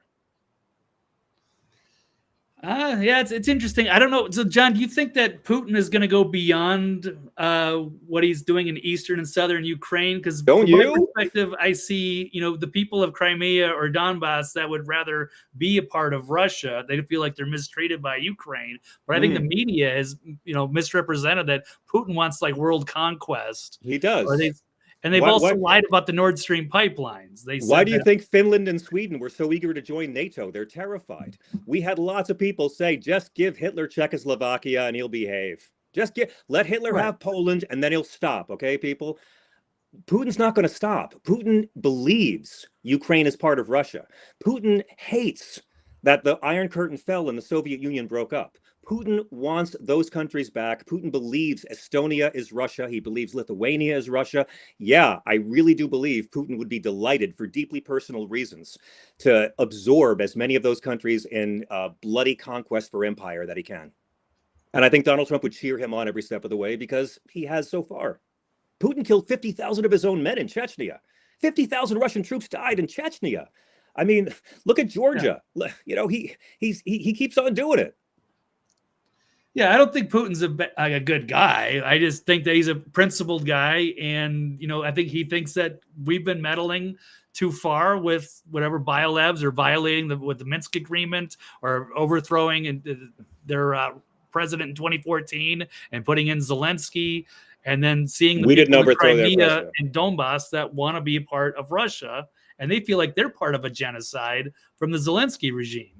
There were Russian troops on the border before Zelensky was ever sworn in. My wife was in Ukraine and said, like, you could see the Russian troops, across the terrain, just sitting there on the other side of the border. Putin wanted this for many, many years. And again, they made a deal with President Yeltsin in the 90s. They gave Ukraine had more nukes than any European country. They gave all their nukes to Russia in exchange for a commitment to respect their borders.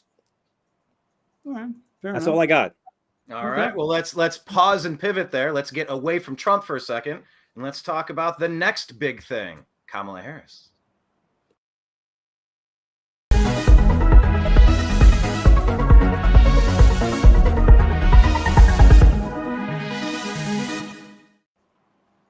All right. Agree or disagree? Kamala's leadership style should disqualify her from office. Agree or disagree? Kamala's leadership style should disqualify her from office. Blake, we'll start with you. Pull up the article, and then we'll get to John. What do we got here? Oh, it's telling me it's a subscriber-only article. It was not other than a pop-up that's going to prevent you behind a paywall. Oh my goodness, bastard! See, we can agree on this. We agree on this stuff. Oh, this is awful. All right, I'll have to switch to a different. Oh my gosh, you're going to get me hating capitalism, John. You're going to get me hating it. I don't like those paywalls. I dislike it a lot.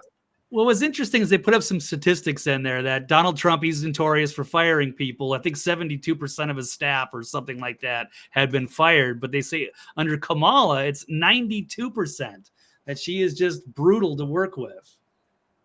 And these reports have been abounding. So do you number one, Blake, do you trust the reporting and guess that those numbers are fairly accurate? And do you think that is disqualificatory? That's not a word. That it's disqualifying. There we go. Perhaps. I mean, I wouldn't want to work for it. It doesn't seem like anybody does. Also, the interns can't look her in the eye. Apparently, yes, she's really nasty. She swears a lot, and she's toxic, and people don't like working for her, and they don't last long. So I don't know why people would want to prop her up. I mean, as much as I can say Obama was, deceptive or whatever, seems like he's a very charismatic guy. People really liked him. But excluding the chef, we'll leave the chef out of that conversation. Right. I feel like the chef was very loyal and something really bad happened. John, what say you? There's thoughts on Kamala's leadership style. A, do you believe the reports? And B, do you think it matters? I think the qualifications to be president are you have to be a natural-born citizen and 35 years old. So I don't really understand about what leadership styles would ever disqualify somebody from having the office. To me, it's kind of like the Ellen DeGeneres stuff. She got fired because she was abusive to her underlings. It's maybe the Ellen DeGeneres comment. Again, Donald Trump willingly stole from American veterans with a fraudulent online university. I'm very sad that Kamala Harris may have been short with her staff in the past. She sounds just awful. Does she rape people? Does she have a 50-year history of public racism? Has she stolen from people? Does she brag that she doesn't pay her taxes? Like, come on, man.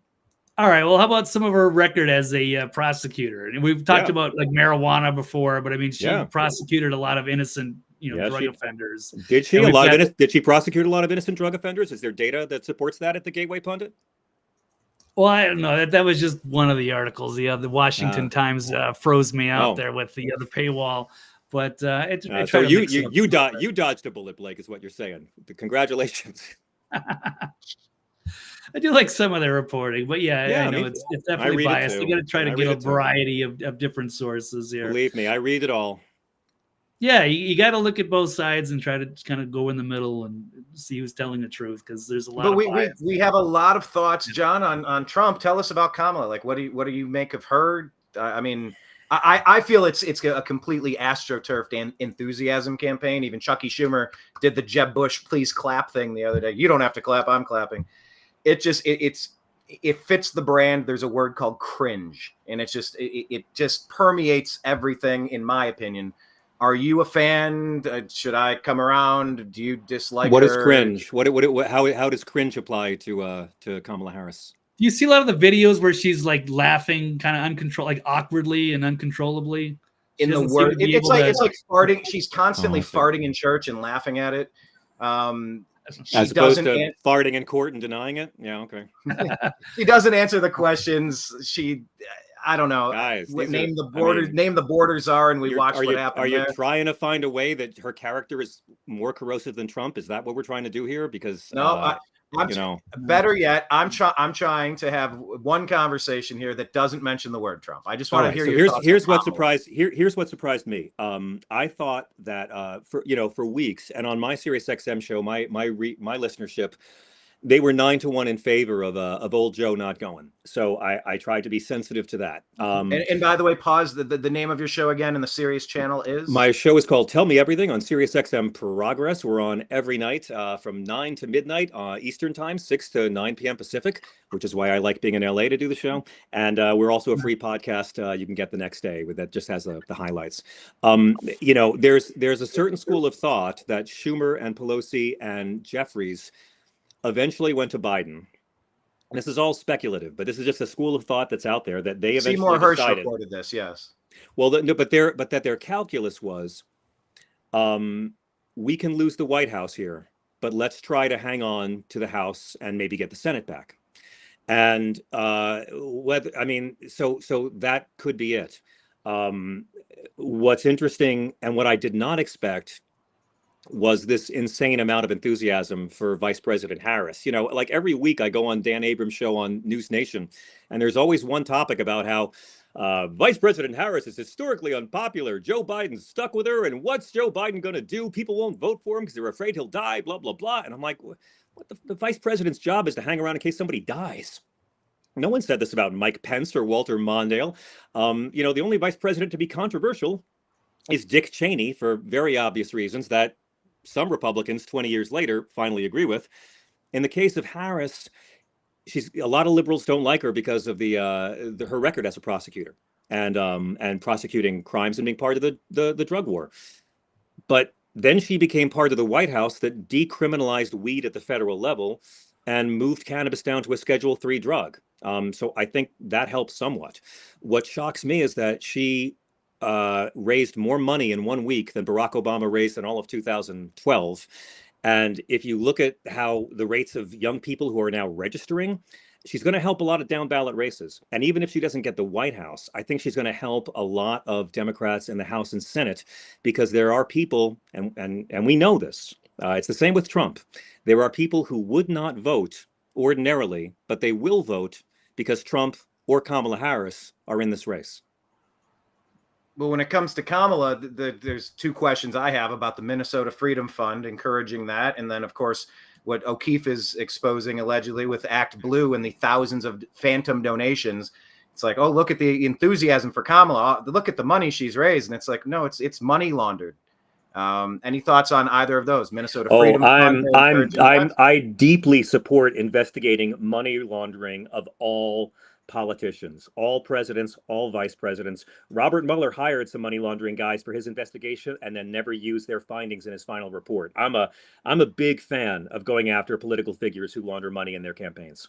So I think have very deeply full investigations.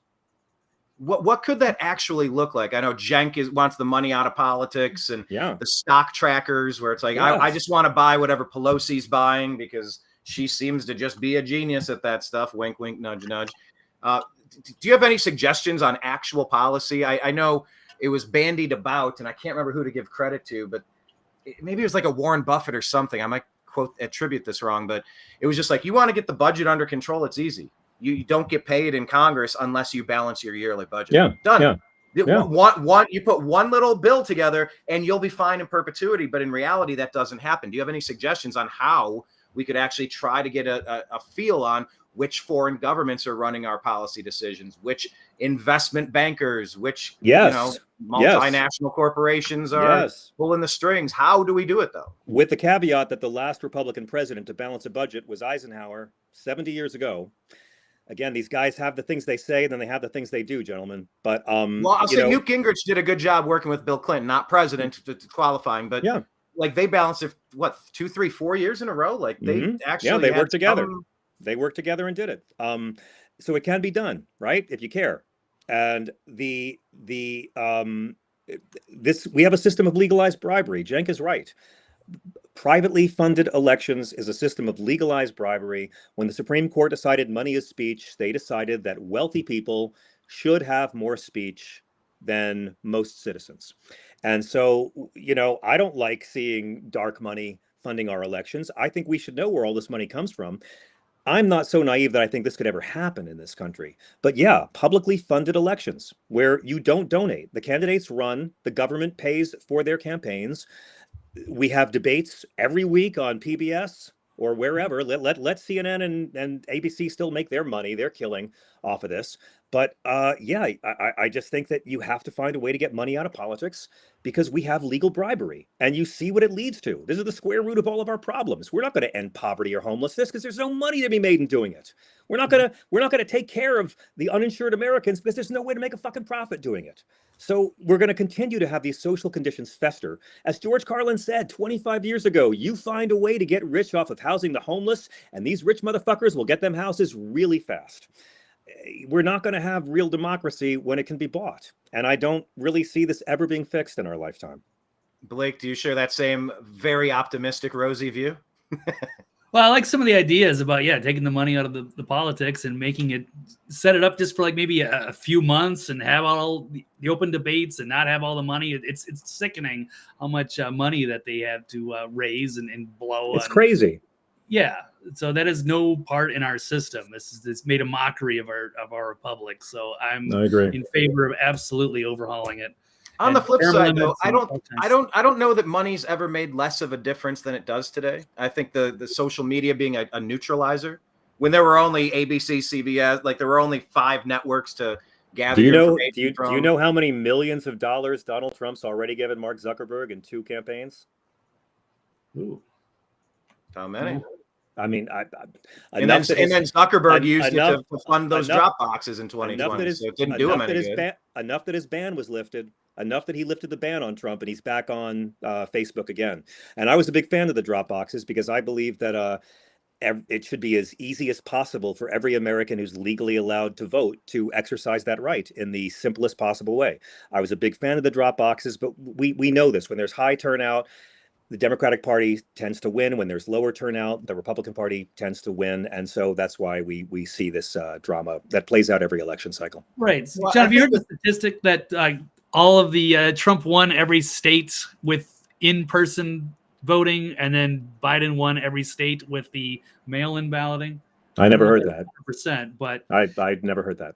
Yeah, but it was, I don't know that the drop boxes have 24/7 camera oversight. I don't know.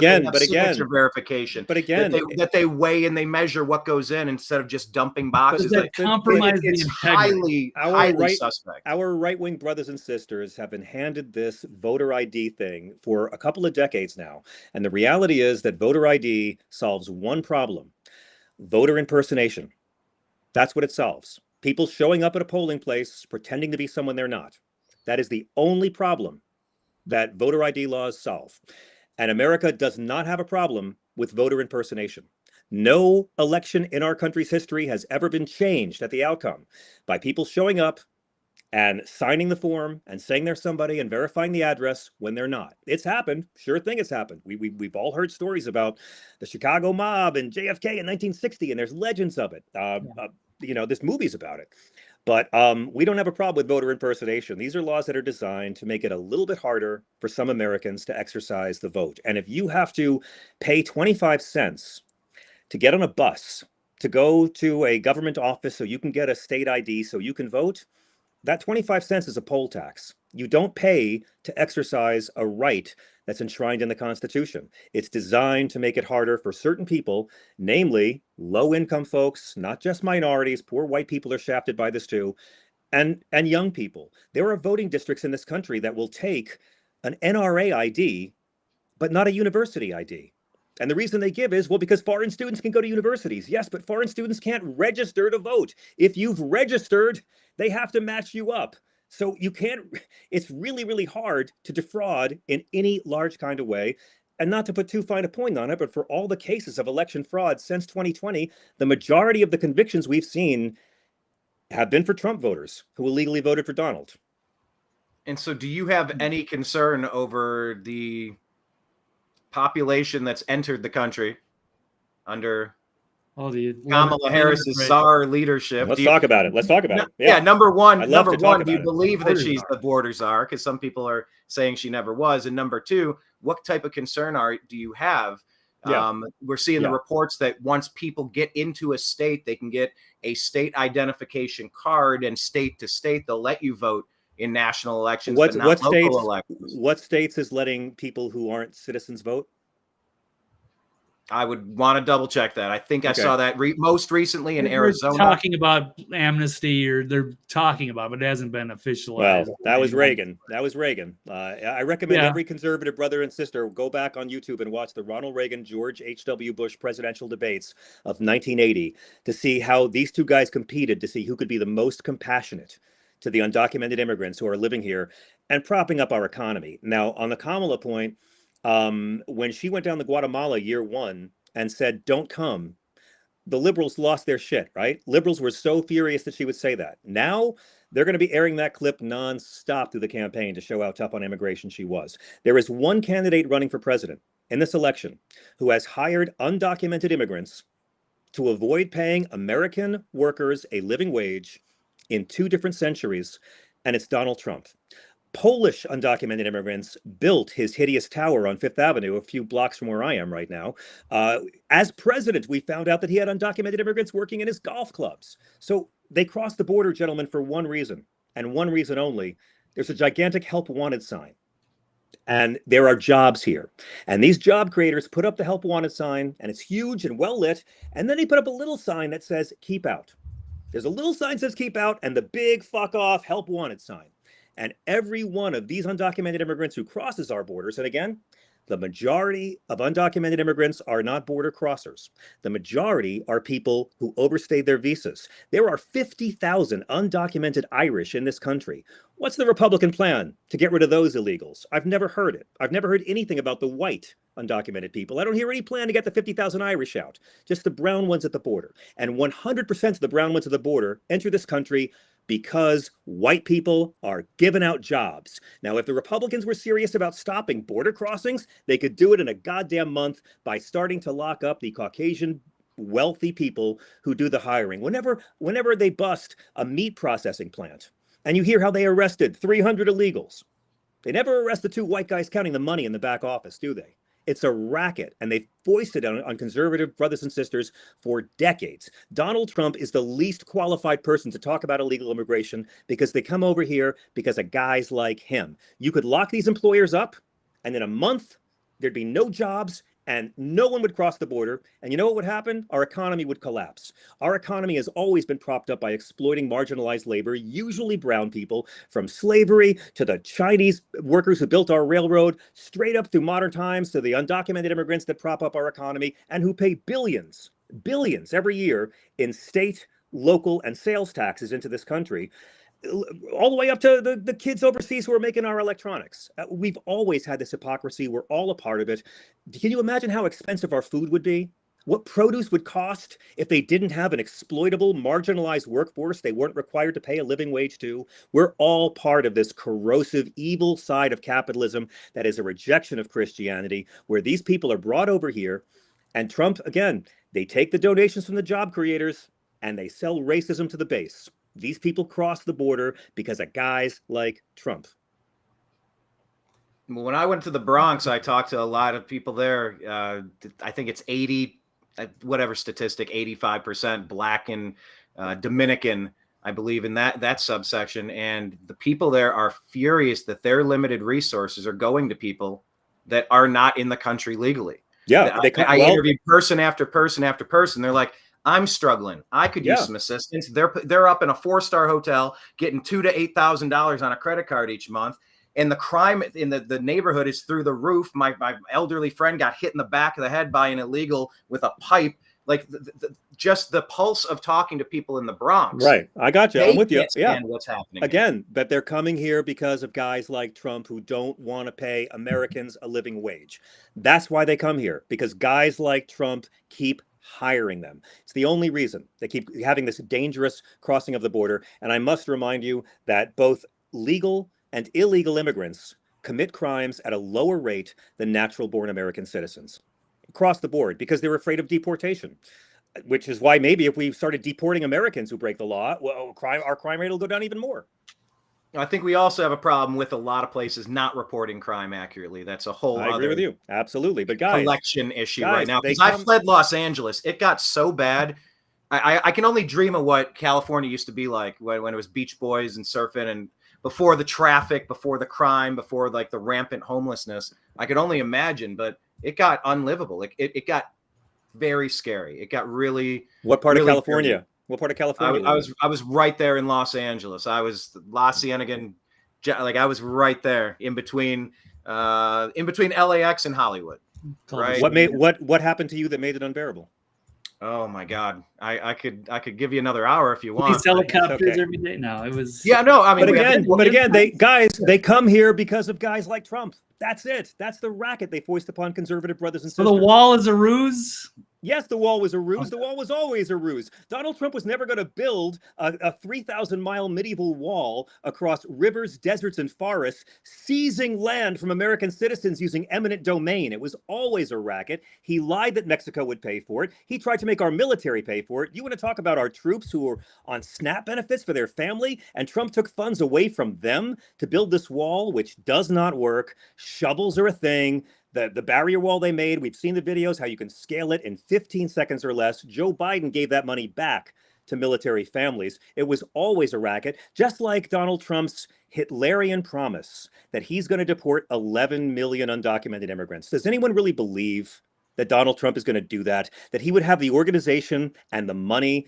and that they're going to go to every business and neighborhood and take away your coworkers, your family members, maybe your spouse, maybe your parents, and load them all on trains, 11 million, and deport them out of the country? They're going to drag them out of your homes. They're going to go arrest your yard worker and your nanny. They're going to arrest all the students who stayed here after their visas expired and they're working now and paying taxes in this country.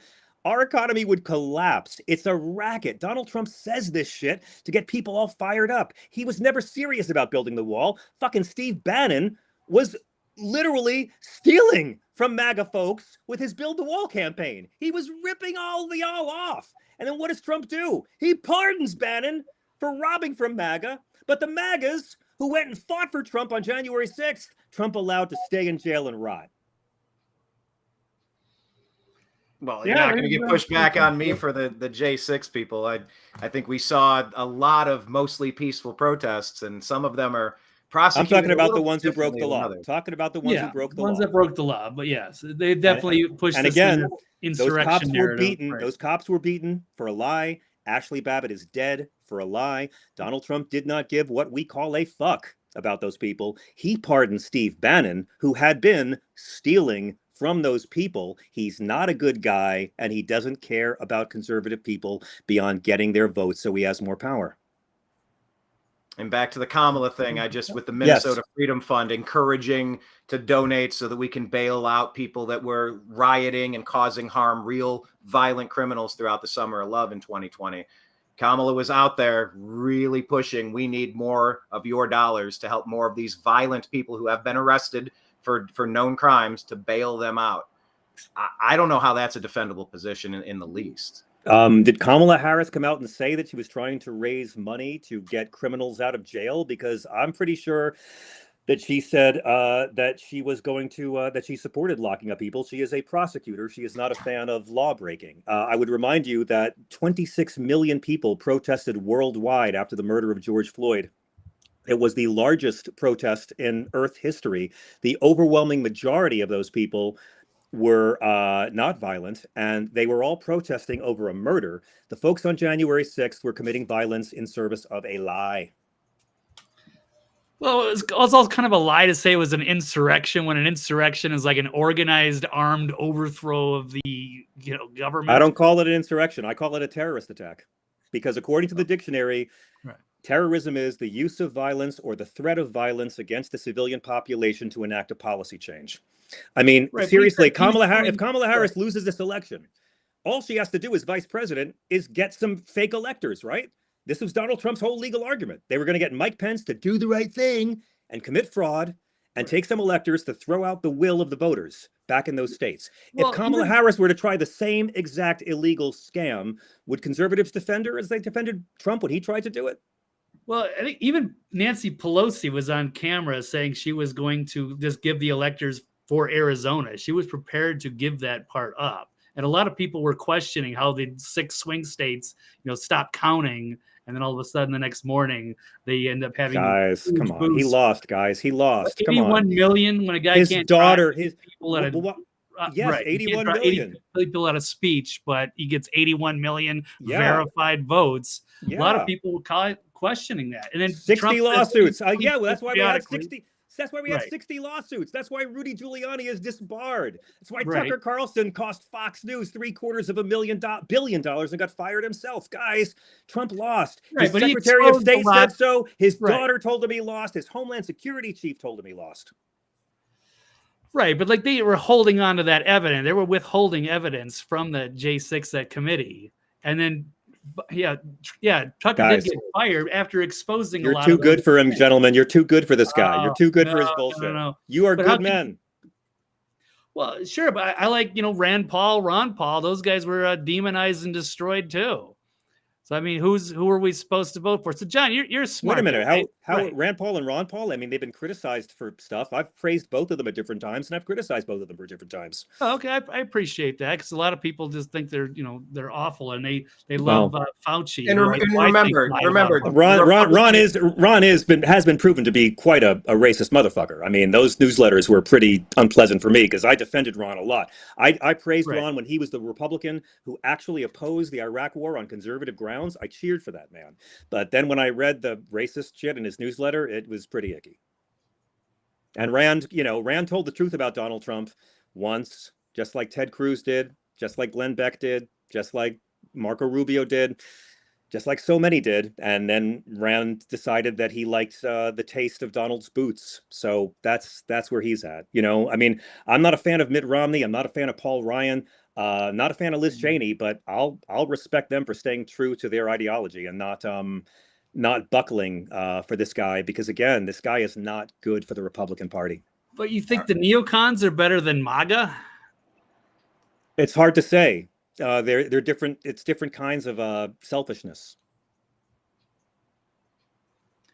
Yeah, it's just one of those things that I found unusual. Like there are sworn rivals in the 2000s. It's all the same. They're all the same people. Listen, Right. when the Iraq War was happening, this is what the experience was for liberals and moderates and some conservatives, that every night Fox News is talking about how people opposing President Bush's noble war to keep us all safe and keep gas prices low and jobs. The oil was given the 4 Western oil countries. It was always a scam. And we all kept saying, guys, Bush and Cheney are lying to you. This is corrupt. And we were called America haters. We were told that we were in with the terrorists. Then Donald Trump comes along. And then when we were proven right and the war was a big disaster and all these people got killed, we were hated even more. Then in 2015, Donald Trump comes along, enters a race as a Republican, and begins saying in the debates in 2015, you all were lied to by Bush and Cheney. The Iraq war was a racket. Suddenly, the Republican voting base cuts Bush loose. I mean, George W. Bush has not been welcome at the last 3 Republican conventions, and he's the only living retired Republican president. The same people that attacked us for criticizing Bush's war now have made Bush persona non grata in their own party. Because Donald Trump told them exactly what we were saying in 2004. And so, I mean, Donald Trump's going to get cut aside when a more charismatic guy comes along. That is so interesting that you phrased it that way, that George Bush Jr. is the only living Republican president other than Trump. And he's not even invited to the We still have convention. Jimmy Carter. We still have Jimmy Carter around. And We do, all we have is but again, one George W. Bush, you remember how the Republican Party was in blind obedience to President Bush. And if anyone questioned the morality of the Iraq war, we were called terrorists. Now, Republicans forgot all about that. And Donald Trump said, cut Bush loose. In a day, Bush was persona non grata in his own party because Donald Trump said what the liberals had been saying 20 years earlier. All right, let me wrap it on necessary this. change. I think it was a good change. I saw it firsthand because I was in Nevada. I was a Ron Paul guy. We took over the Republican Party there. That was one of the 5 states. I know, but it's the same. Yeah. The Tea Party became MAGA. It's MAGA got people who don't normally vote to show up and vote, but generally, it's just the same. It's just different names the media gives to the same tribe of folks. All right, Yeah, let me just I've never bookend been this. on board with the neocons. They've always been like sworn enemy number one. I've never changed on that one. I've never come around to be like, yeah, let's buddy up with Mitt But Romney. what Republicans that supported Iraq have stopped being neocons? I mean, most of them are still in Congress. Yeah, They're all well, still they're there. possible. They're all still there, and Term they think limits. that. And by the way, they think the Iraq War was great. They still think because the Western oil companies made a lot of money. All the oil in Iraq was given to 4 different companies, including BP, and that's what it was all about. 4,486 troops had to die, so our oil could get out from under their ground. Yeah, no, it's disgusting. Those were awful, miserable years. They destroyed this country. I wouldn't have to get never involved in opposed media. it. And Trump never opposed it, by the way. Never opposed that war. Yeah, he wanted to take the oil money. I know that. Yeah, he did. Yeah, I mean, plunder. The WMDs. Yeah, doctrine of discovery, right? Manifest destiny. Yeah. Yeah. Well, guess what? We're the same people who warned you back then have been warning you pretty fiercely about this guy, brothers. Just so you know, it's not because we hate our conservative loved ones and coworkers and neighbors. We're warning y'all the way we warned you about Bush, because you deserve better leaders. Well, we all deserve better leaders. I wish we had. Yeah, we could start fresh with we agree on that slate of candidates, but yeah, there's no way I could possibly get behind a Biden or a Kamala or anything like that. So I don't know. Why is Donald Trump? Why is Kamala Harris a worse person than Donald Trump? Oh, I mean, I've seen her talk. I've seen her during her debates when she was running. I don't think she's qualified for this. I think she's been a poor. She is qualified. She is qualified. Yeah. She is qualified. What do you mean she's not qualified? She's a vice president and a senator and the attorney general of California. Listen, guys, the Republican Party's got a problem with racism. And this DEI shit, that's this year's slur that's acceptable. Last year it was CRT. Before that it was BLM. Before that it was woke. This is code talk. And it only works in the right-wing bubble. Because when you look at a woman who graduated top of her class from Howard, went to law school, became an attorney general and a senator and a vice president and now a presidential party nominee, and the Republicans are going to say that woman's a DEI hire, they're alienating the very young people, women, and voters of color that they claim they're trying to reach out to. Yeah, I would agree with that. I think it's a poor choice to go after the DEI stuff. I agree. But I mean, in 4 years, I mean, she's had many opportunities to shine, and I haven't seen much, especially with Biden. What do you expect from what are vice presidents supposed to do? How did Mike Pence shine?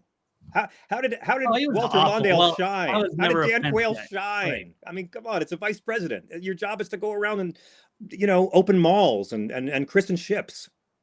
All right, let me play this real quick since we brought up the DEI thing. This is Joe Biden in his own words. To me, the values of diversity, equality, inclusion are literally, and that's not kidding, the core strengths of America.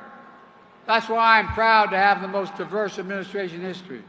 It taps into the full talents of our country and starts at the top with the vice president. So, I mean, in his words, they're bandying about. I've said bandying about twice. I need to find another turn of phrase. But in his own words, he's praising the concepts of diversity, equality, and inclusion, and it starts at the top with the vice president. That's his words, not a Republican words. Well, it's sort of like Pocahontas, right? So either DEI is good or it's racist, but the Democrats are pushing it either way. Well, no, I mean, just as we say, a gun isn't good or evil, it depends on who's holding it. I mean, it's sort of like the word Pocahontas, right? Are you saying DEI as a slur, or are you saying DEI as a formula to help bring more equity and justice to the American workplace and American education? Because I don't know which part upsets our Republican friends so much, the diversity, the equity, or the inclusion, but those are all pretty high values for Jesus in that book the Republicans claim to follow. And I don't think Republicans realize that, like, rebranding racism with stuff that doesn't feel racist this year. I mean, like, people can see now how racist the birtherism was, right? Like, you don't want to be the guys who have all shit about BLM and woke and CRT and now DEI in your social media feed 10 years from now, because people are going to realize what it is. And every year there's a new acronym or a new term, and how the very concepts of empathy are smeared. When I was a kid, it was bleeding heart liberal. Well, bleeding heart, you mean like Jesus? And then it was politically correct, which I just thought that's just trying to use language to not be dicks to people, right? Like call people what they want to be called, you know? And then it was a social justice warrior. And I'm like, well, that was Jesus's entire ministry, wasn't it? I mean, we never run out of expressions meant to smear and trivialize basic empathy. And I think DEI is a trap that a lot of our Republican friends are walking into because it just makes folk look mean. Well, there's mean and then there's competent. I know Elon Musk got into it with Mark Cuban.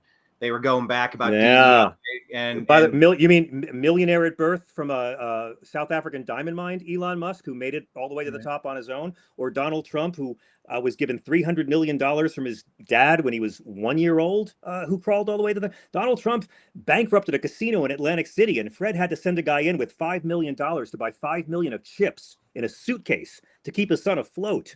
I mean, I'm happy to have the conversation about who's qualified and who deserves office, because I'm sorry, someone who built their way up from nothing. I mean, Ronald Reagan was not born a millionaire, but he's the last Republican president who wasn't. But back to the DEI thing real quick. Elon asked Mark Cuban, going back to our sports analogy where we kind of had sports as a theme at the beginning of the show. He said, Mark Cuban pushing the DEI stuff. It's like you either get the most qualified, competent person or you don't. And they kind of played tennis on the issue for a little bit. I'm sorry. I think you get more qualified with DEI because the system is unfairly tilted towards white guys like us. And you guys have seen mediocre white men rise above more qualified women or people of color. We've all witnessed it in the workplace. We've all seen it in our lifetimes. So if you're someone who actually gets to the table and gets to the interview and has a shot, I would say, fuck what you think about DEI. You're more qualified because you didn't have the societal privilege of this color skin or this gender or being heterosexual. So I don't buy it. If someone's incompetent, they should be fired. But trying to say that this very accomplished mixed race woman is incompetent is not a winning formula for Republicans if they're trying to expand their voting base. Well, the sports analogy that he said, he was talking to Cuban and he says, cool. So when should we expect to see short, white, Asian women on the Mavericks? So it's not about getting better. I was discussing it. But it's a stupid parallel. Short, white, Asian women are not qualified to be in the NBA. I wouldn't hire one. That's the point. If you're the general manager of a football team, the Cleveland Browns, and you go, hey, I'm going to go out and hire the most qualified tight end from Nebraska this year. Yes. We have to represent all 50 states. I need a tight end from Nebraska. It's like, no, you don't. You need a qualified tight end. Yes. You need the most qualified. That's why Elon's thing is stupid. Elon's thing is. I was just going to add, in Butler, when we saw the Secret Service stuff, I mean, these were very diminutive. There were two very diminutive in stature female bodyguards there. The job is to protect a 6 foot something large human being. I heard all these criticisms of those women. They're just not qualified to have that height. They don't. Can she dunk a basketball? She's not qualified to dunk a basketball. Are you saying that the Trump campaign fucked up by not getting taller Secret Service agents? Because I'm assuming if the Trump campaign didn't want any Secret Service in their detail, they'd have them replaced. I think he has that agency. Oh, there's a lot coming out about how many requests have been made to beef up that security and how much was diverted to a Jill Biden event a couple hours away.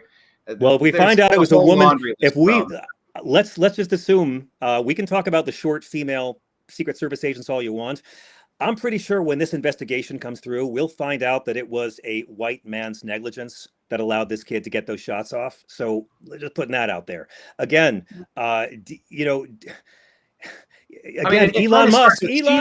That's a woman right there. That's Cheadle. Right. She was in charge of all of it. And now she's gone. But again, Elon Musk is no one to talk about unqualified people because his entire life has been couched in privilege. He didn't have to build himself up from nothing any more than Donald Trump did. So I'm sorry. I'm much more impressed by Kamala Harris's life trajectory or Barack Obama's or Jimmy Carter's or Bill Clinton's or Ronald Reagan's or anybody. And by the way, I'm not against rich people. Robert F. Kennedy was someone who actually was born rich and grew up and then began to appreciate his privilege and realized that this economic inequality in this country is bad for all of us, including the rich. There are rich people with empathy out there who do care. And I hope that there's more of them there. I'm a capitalist with empathy, and I believe in that. And so this DEI thing, it's just like affirmative action, man. You want to call her an affirmative action hire? You want to say she's not qualified because of her skin and her gender? You might not think that's how you're really conveying things, that's how it comes off. I mean, this woman is really accomplished. And I've already talked to people who are not Kamala Harris fans before, liberals and black folks. And by God, they are so offended by what has been said about her in the last 10 days that they are way on board, more than I ever thought they would be. Well, once again, like that was Joe Biden's words. Joe Yes, Biden but he wasn't pushing the slurring merits it. of diversity, equity, Yes, inclusion. he's talking about why it's a good thing, because diversity, equity, and inclusion is a good thing. Workplaces should look like America. If you're a corporation, and my wife works in tech companies don't want to have all straight white male staffs. People don't want to go work in companies where it's all straight white men. People want to work in companies that look like America. And it's not about hiring unqualified people. As a straight white man, how am I supposed to feel about that? That there's a discrimination against me every day How for is no it a fault discrimination? of my own because of how I was born. But how am I supposed to feel about that? That's how is that a discrimination? If someone else, it's like the gay marriage argument. Someone gets what you got, and that means you lost something. If jobs are not available to me because I don't check off some sort of box, yeah, that's are those a problem. jobs. But are those jobs entitled to white men, or are those jobs entitled to whoever the employer decides they want for their business? It's supposed to be about competency. It's not supposed Exactly to be about right. the best tight end from Nebraska. You pick But the best again, tight end in the nation. Yeah, so it's in sports or in business, it's all about who the employer thinks is best for his organization or her organization. That's the factor. Yeah, but a better tight end from Iowa should get that job, and he's being shut out because of some very arbitrary standard instead of competency and qualifications. When has a qualified tight end been disqualified for someone less talented than him? Every time they're limited based on sex or skin color or genital, like that's when when they don't get that job. And that happens in government. That happens in corporations. But when you say that, it sounds like those jobs are meant to go to white men. It sounds like it's a birthright of white men. That's how black folks and women view us, that we think we're entitled to all of this. That's unfortunate. No, it's just about a competent person that can dunk the basketball. Well, I know I'm mixing metaphors now between baseball and basketball and football. I mean, listen, I think at some point in our lifetimes, we're going to see a woman who's qualified to join Major League Baseball. And I'd love to see that happen. Because if a woman is good enough to play shortstop, she should be able to join the MLB, right? Is that the same as a man that identifies as a woman and wants to play shortstop on the softball team in the girls' locker room at the college? You're changing the subject, and we can talk about that if you want. Well, I definitely changed it. It was just male to female. Like a woman that's capable. The U.S. military. I've said that forever. Any woman that wants to jump in and play in a man's sport, a professional sports league comprised all of men. What do I care? The U.S. military is the strongest advocate for affirmative action in the entire country. They have repeatedly gone to court and filed counterbriefs supporting affirmative action because the military has learned that having a more diverse hiring pool is very good for their organization. They believe in it for that reason. And I don't think anyone's going to say our military is weak because they allow non-white people in there. I've been hearing that their morale's at an all-time low and they're struggling to find people to join. I hear that every time there's a Democratic president, my friend. I hear that every time there's a Democratic president. If the morale's low, I don't know what to tell you, but you signed up to do a job. So I'm sorry, morale's low at all kinds of jobs. I don't know how that applies. And thoughts on the softball team, if someone should join the ladies softball team? We're talking about women joining a man's league and the opposite. Yeah. Look, transgender people are the current group that it's acceptable to despise. I mean, it was Muslims for quite a while at the beginning of this century. Undocumented immigrants never go out of style. Feminists, when I was a kid, it was feminists and the gays. For a while, it was the gays that want to get married. Now it's transgender people. And they are the group that is most safe to hate and despise. So do you think women that want to compete against women and not get beat up by a stronger bone density, the taller, faster, like just males compared to females, there's a reason? Here's how I feel about it. I think that first off, I want to see protection for the girls that want to play against girls. There has to be. I think they've earned that right.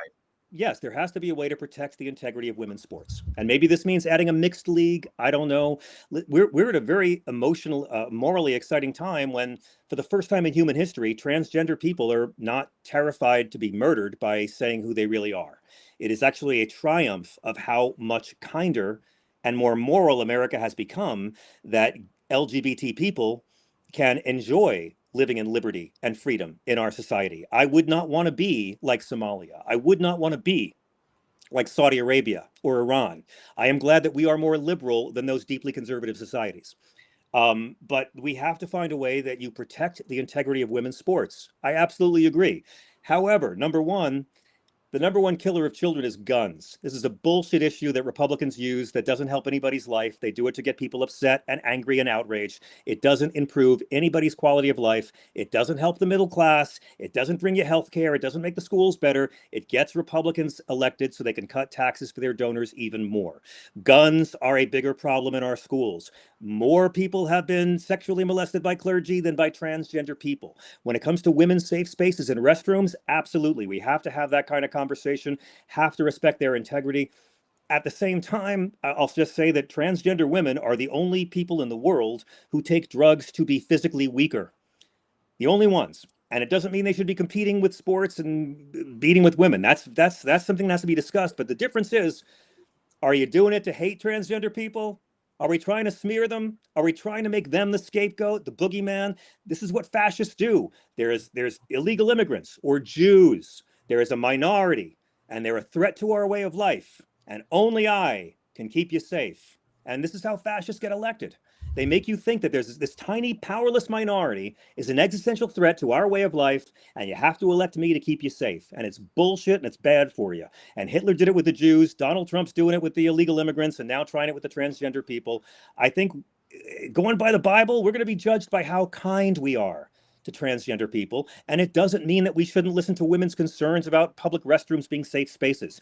But if a guy wants to put on a dress and go in a ladies' room and fuck with a woman, it's got nothing to do with transgenderism. Guys can do that now. Guys have been able to do that for centuries. Have we had a problem in this country's history with men putting on dresses and going into ladies' rooms to fuck with women? Apparently it's going to happen any minute now. I hear it every day. This is scapegoating. This is demonizing a tiny, powerless minority that Jesus commands us to love from a party that has nothing to offer the middle class. If the Republican Party had policies that would help non-millionaires, they'd never shut up about it. They don't, so we talk about trans kids in sports. No, I mean, I've also watched the ladies' noses exploding when a guy spikes a volleyball into her face and they have to call a paramedic. I've watched Fallon Fox whoop on people in the MMA and cracking skulls, fractures, and then I've seen a lot of really terrible stuff. And you said this is a better society, like you're talking about where you can live and be yourself without fear of being harmed. I think in the wake of Matthew Shepard in the mid '90s, I think we were all kind of like, look, this is not okay. You be who you are. Don't hurt somebody. We're not all that way. You know we're not that all way. You know we're not that all way. They're trying. But I think the country changed. I think the country changed after Matthew Shepard, similarly to in the way that Emmett Till. That like there were flashpoint moments and society just kind of took a step back and went, "That's really messed up." I agree. No matter you like or you don't like. I think most people just went, all right, there's something abhorrent. So would you support Republican efforts, including, as Clarence Thomas has stated, to take marriage equality away from LGBTQ Americans? Okay, pause on that topic because that's exactly.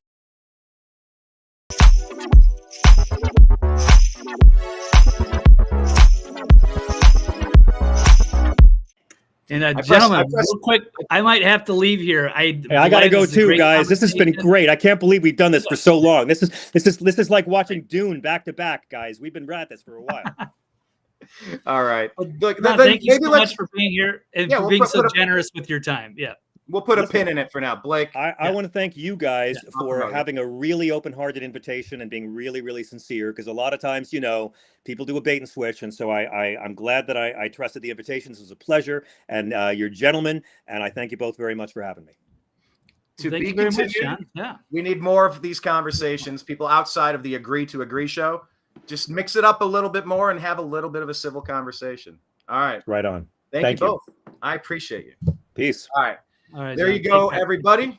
Please make sure you're checking out John Fugelsang. You can find him. He's a comedian, an actor, and interviewer, and the host of Tell Me Everything. It's on weekdays on SiriusXM Insight number 121, and also subscribe to the John Fugelsang podcast. Follow him on X at John Fugelsang. Thank you for your time. To be continued. Peace. All right, there he goes, everybody. John Fugelsang. Please make sure you're also following Blake Walley at TV's Blake Walley on X. You can also check him out on his Toxically Masculine Tuesday show. That will be, it's Tuesday. Today's Tuesday. So he'll be on tonight. go ahead and look for him on his socials. thenextlevelnews.com also has his archived content. Yeah, that conversation kept going. We could have kept going. I did try several times to make some pivots, to make a few segues, but we were in a conversation. I think I talked over Blake 4 times in a row, but I couldn't get my words in. So, okay, it happens. Anyhow, yes, everybody in the chat room, thank you so much. Kenneth, of course. Rick, tried to get to you a little bit. It was a little different today, juggling as many of the things as I was a third guest. That always changes the dynamics. But yeah, check out John Fugelsang. Check out Blake Walley. Also, make sure that you are following the New American Media in all the places. So Rumble, we're the New American Media. YouTube, the New American Media. Spotify, the Agree to Disagree Show. Get the podcast. Truth Social, the New American Media. Facebook, we have a page, the New American Media. Also, search the groups and put TNAM, and you'll find a whole bunch of private groups. And when the question asks, how did you find this private group? Say that Brian sent you, and we'll let you in. On X, we're at American_media_. On Instagram, we're the New American Media. On Odyssey, that's our backup to YouTube, odyssey.com/the New American Media, patreon.com/the New American Media. If you'd like to subscribe and support our content, definitely appreciate that. And on Telegram, we're TNAM and TNAM Chat. TNAM and TNAM Chat. That was an exercise. Wow. I don't want to say that I was inspired by Scott Adams having his conversation with, is it Ian Michael Black or Michael Ian Black? I actually, my brain, I'm going to say it's Michael. No, I say it's Ian Michael. Oh, I don't think I have it right. Oh, no, Michael Ian Black. Darn it, I had it right.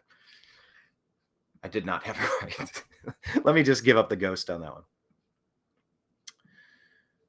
Okay. Scott Adams had a conversation with Michael Ian Black, and they're from different perspectives, much like how John Fugelsang and Blake and I maybe, like, we're not really overlapping in a lot of policy positions. But they had a banter back and forth on X, and then the idea was floated, hey, let's do a show. And he agreed, and they did a show. And Scott was like, I'm glad we did it. And I don't even know what happened. It's like we're watching 2 different movies, you know? And a lot of us will feel that way. There were maybe 50 to 100 times John said something, and I'm like, just hear him out. Just let it, you know, he'll say his piece and I'll say mine. We don't need to get lost in the minutia of all the finer points of where we may agree or disagree. But this nation was founded on robust conversations. If we talk these issues through, hopefully we're able to find some common ground. Maybe, maybe not. Maybe our policy positions get better. That's a maybe. That's a strong maybe, I think. But it was a good exercise, because usually once I identify that somebody is likely to disagree with me on 82 out of 100 major topics, I back away. I choose to disengage. It's not that I make efforts to not engage. I choose to disengage. I think there's a difference. Maybe it's a distinction without a difference. I'm not entirely certain.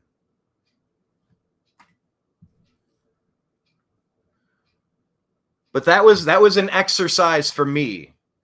And of course, trying to work Blake and John and figure that out, that was very... I'm very glad we did this. Maybe we can do some more of this in the near future. There's a lot to unpack, though. It's a lot. There's that phrase, you know, 2 different movies are playing on the same screen. That you know, that's kind of what Scott was saying with Michael Ian Black. And yeah, it came through loud and clear that John is not a fan of Donald Trump. I think policy-wise, I think legislatively, and I think the amount of frame attempts that have been made on Trump legally. The 2 impeachments. I mean, Trump's like, yeah, what's all this going on? What are you firing the prosecutor in Burisma for? What's this money laundering? What are you doing over here? Oh, you're investigating Ukraine, impeached. Like, they really did not want that story to get out. Hunter Biden and Burisma and money laundering. And so they've came after Trump to get him removed from office in an impeachment. They framed him with a Russia collusion hoax. They said he's telling people to drink bleach. He said he's calling Nazis fine people. Like, it was just kind of hoax after hoax after hoax. Now, some of those things John brought up about lawsuits from the family business from this, I don't know, what do you say, 60s, 70s, 80s with his dad. You know, those stories are out there. I'm specifically focusing on the 4 years that we had when he was governing. What did we see? And to say that they lost jobs or that debt was created, like, that was 2 years of a pandemic, and that was Congress ramming that through and taking the direction from Fauci, who in hindsight, I wonder if how Trump would play that differently, or did he learn any lesson? There's legitimate concerns and questions there. There really are.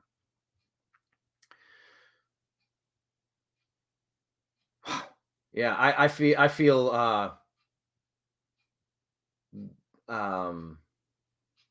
like a long basketball practice. I feel spent. Not in a bad way. Just ready to grab some Gatorade, sit down on the bench for a minute, and catch my breath. So I'm going to pause for now. Special thanks to John Fugelsang. That was awesome. We'll do that again if he's down for that. And we'll hope to have Blake Walley back on Thursday. And I'm going to try to keep bringing you some new stories. You know, and I'll some new shows in between the regular Tuesday, Thursday shows. Just let me mention this real quick. I intended to get to this, but I did not yet. This was from Bones Justice, number 89. So this guy was, was it homeless for Trump or homeless veterans for Trump? Seriously, I'm not trying to do any stolen valor, but if he was, I don't want to deprive him of that glory. But he was a homeless man for Trump, maybe a veteran. It's homeless for Trump. We'll at least start there.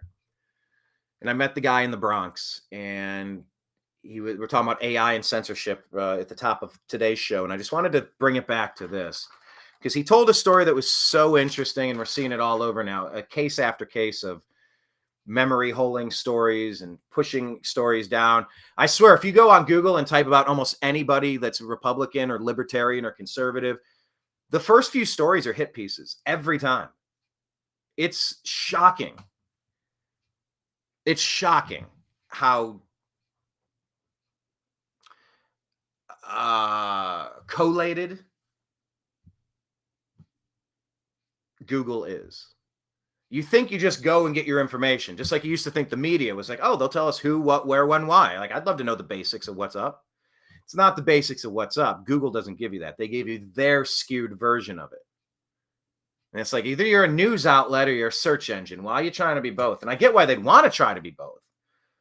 But you need to understand why we shouldn't be using them. We need to use other browsers. I don't know, DuckDuckGo, Brave, Yandex. There's all sorts of other options. Choose wisely. But this guy, Bones, regarding the top of the, he had a sign. It's like, for $1, I'll make you a drawing or something. So I gave him $5 and I said, do something with the New American Media. Trump in the Bronx, 5/23/24. I should frame that. That's kind of fun. But he told me, he's like, look, I'm homeless, blah, blah. I heard Trump was coming. I said, that sounds interesting. I want to go. So he opened his phone or whatever. He went on Google. He's like, Trump rally. And he hit go, and he figured out where to go. So he jumped on the subway. He went here to there to there. He walked to the place. Where did Google take him when he put Trump rally? The Trump rally in the Bronx was enormous. The Trump rally in the Bronx was historic, and it was well attended. It was the talk of the town. Literally, it was everywhere. The circus was in town in a good way. People were happy, playing music, selling merchandise, dancing, having a little bit of street banter back and forth, debates, heated debates. So my dude, Bones, types in, I want to go to the Trump rally, it takes him to the anti-Trump rally. You know, these 51 intelligence officials, you're not a former intelligence official. Once you're in, you're always in, and you're always down to put some more propaganda out there. When those 51 intelligence officials said that the Hunter Biden laptop story was fake, and then social media was taking that story down, Zuckerberg was pressured on Instagram and Facebook. YouTube was pressured. Everybody was pressured. Geez, I think they even removed Parler as an app. Roughly, I forget the poll, it was either 16% or 18% of the people who were surveyed would have changed their vote if they knew that the Burisma, Hunter Biden, the Ukrainian laptop energy story was accurate. And you can extrapolate as to whether that's a legitimate polling of what would have changed. But election interference goes a lot of different directions. Election interference can be many different things. It's not just drop boxes. It's not just voting machines. It's not just the lying legacy media constantly putting out negative Trump hit pieces while praising their own in a propaganda puff piece. It's the search results. So please be aware of the search results and continue to share things that you're not supposed that they don't want you to share. Continue to have these conversations, and you really have to disconnect from sources like Google that are going to so overtly try to skew reality to mix with the whims of their perfect world. It's great to have a perspective, but if you're trying to be a neutral search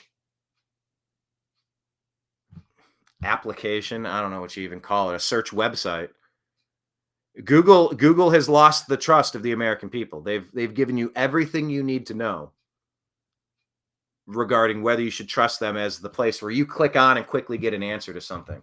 Because I'm telling you, I've never noticed it until the past. I've always noticed it, but something has changed in the past, maybe this year, maybe as recently as the past few months. I am finding it more and more difficult to accurately locate the obvious thing that I'm searching for as they push it down further and further. Page 2, page 3, page 4, page 5, to the point where you don't even see it. And if you're believing the stuff that you're finding, but they're not showing you the other stuff, and that goes for the new American media. Our content has been so hidden, demonetized, shadow banned, deleted, accounts removed, access restricted, live features blocked. Go down the list. We've suffered every one of them. Every one of them.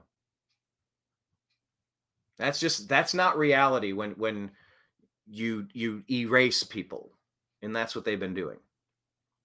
So I just give a shout out to Bones. If you see Bones around the Bronx or wherever he happens to be, give him $1, give him $5, have him draw you something. And just realize when he typed in, I want to go to the Trump rally, they gave him an address. They took him to the anti-Trump rally. Come on. Come on. That's beyond the pale. So be savvy consumers out there. All right. I'm going to take off for now. Thanks to everyone who joined. Please go back and check out our content. We've been posting a lot of videos. We're going to do a lot more. We have some man on the street stuff from the past couple months. It's just been a whirlwind trying to get caught up on everything. So stay tuned. More content coming. I appreciate you. I love you. We'll talk to you again soon. Take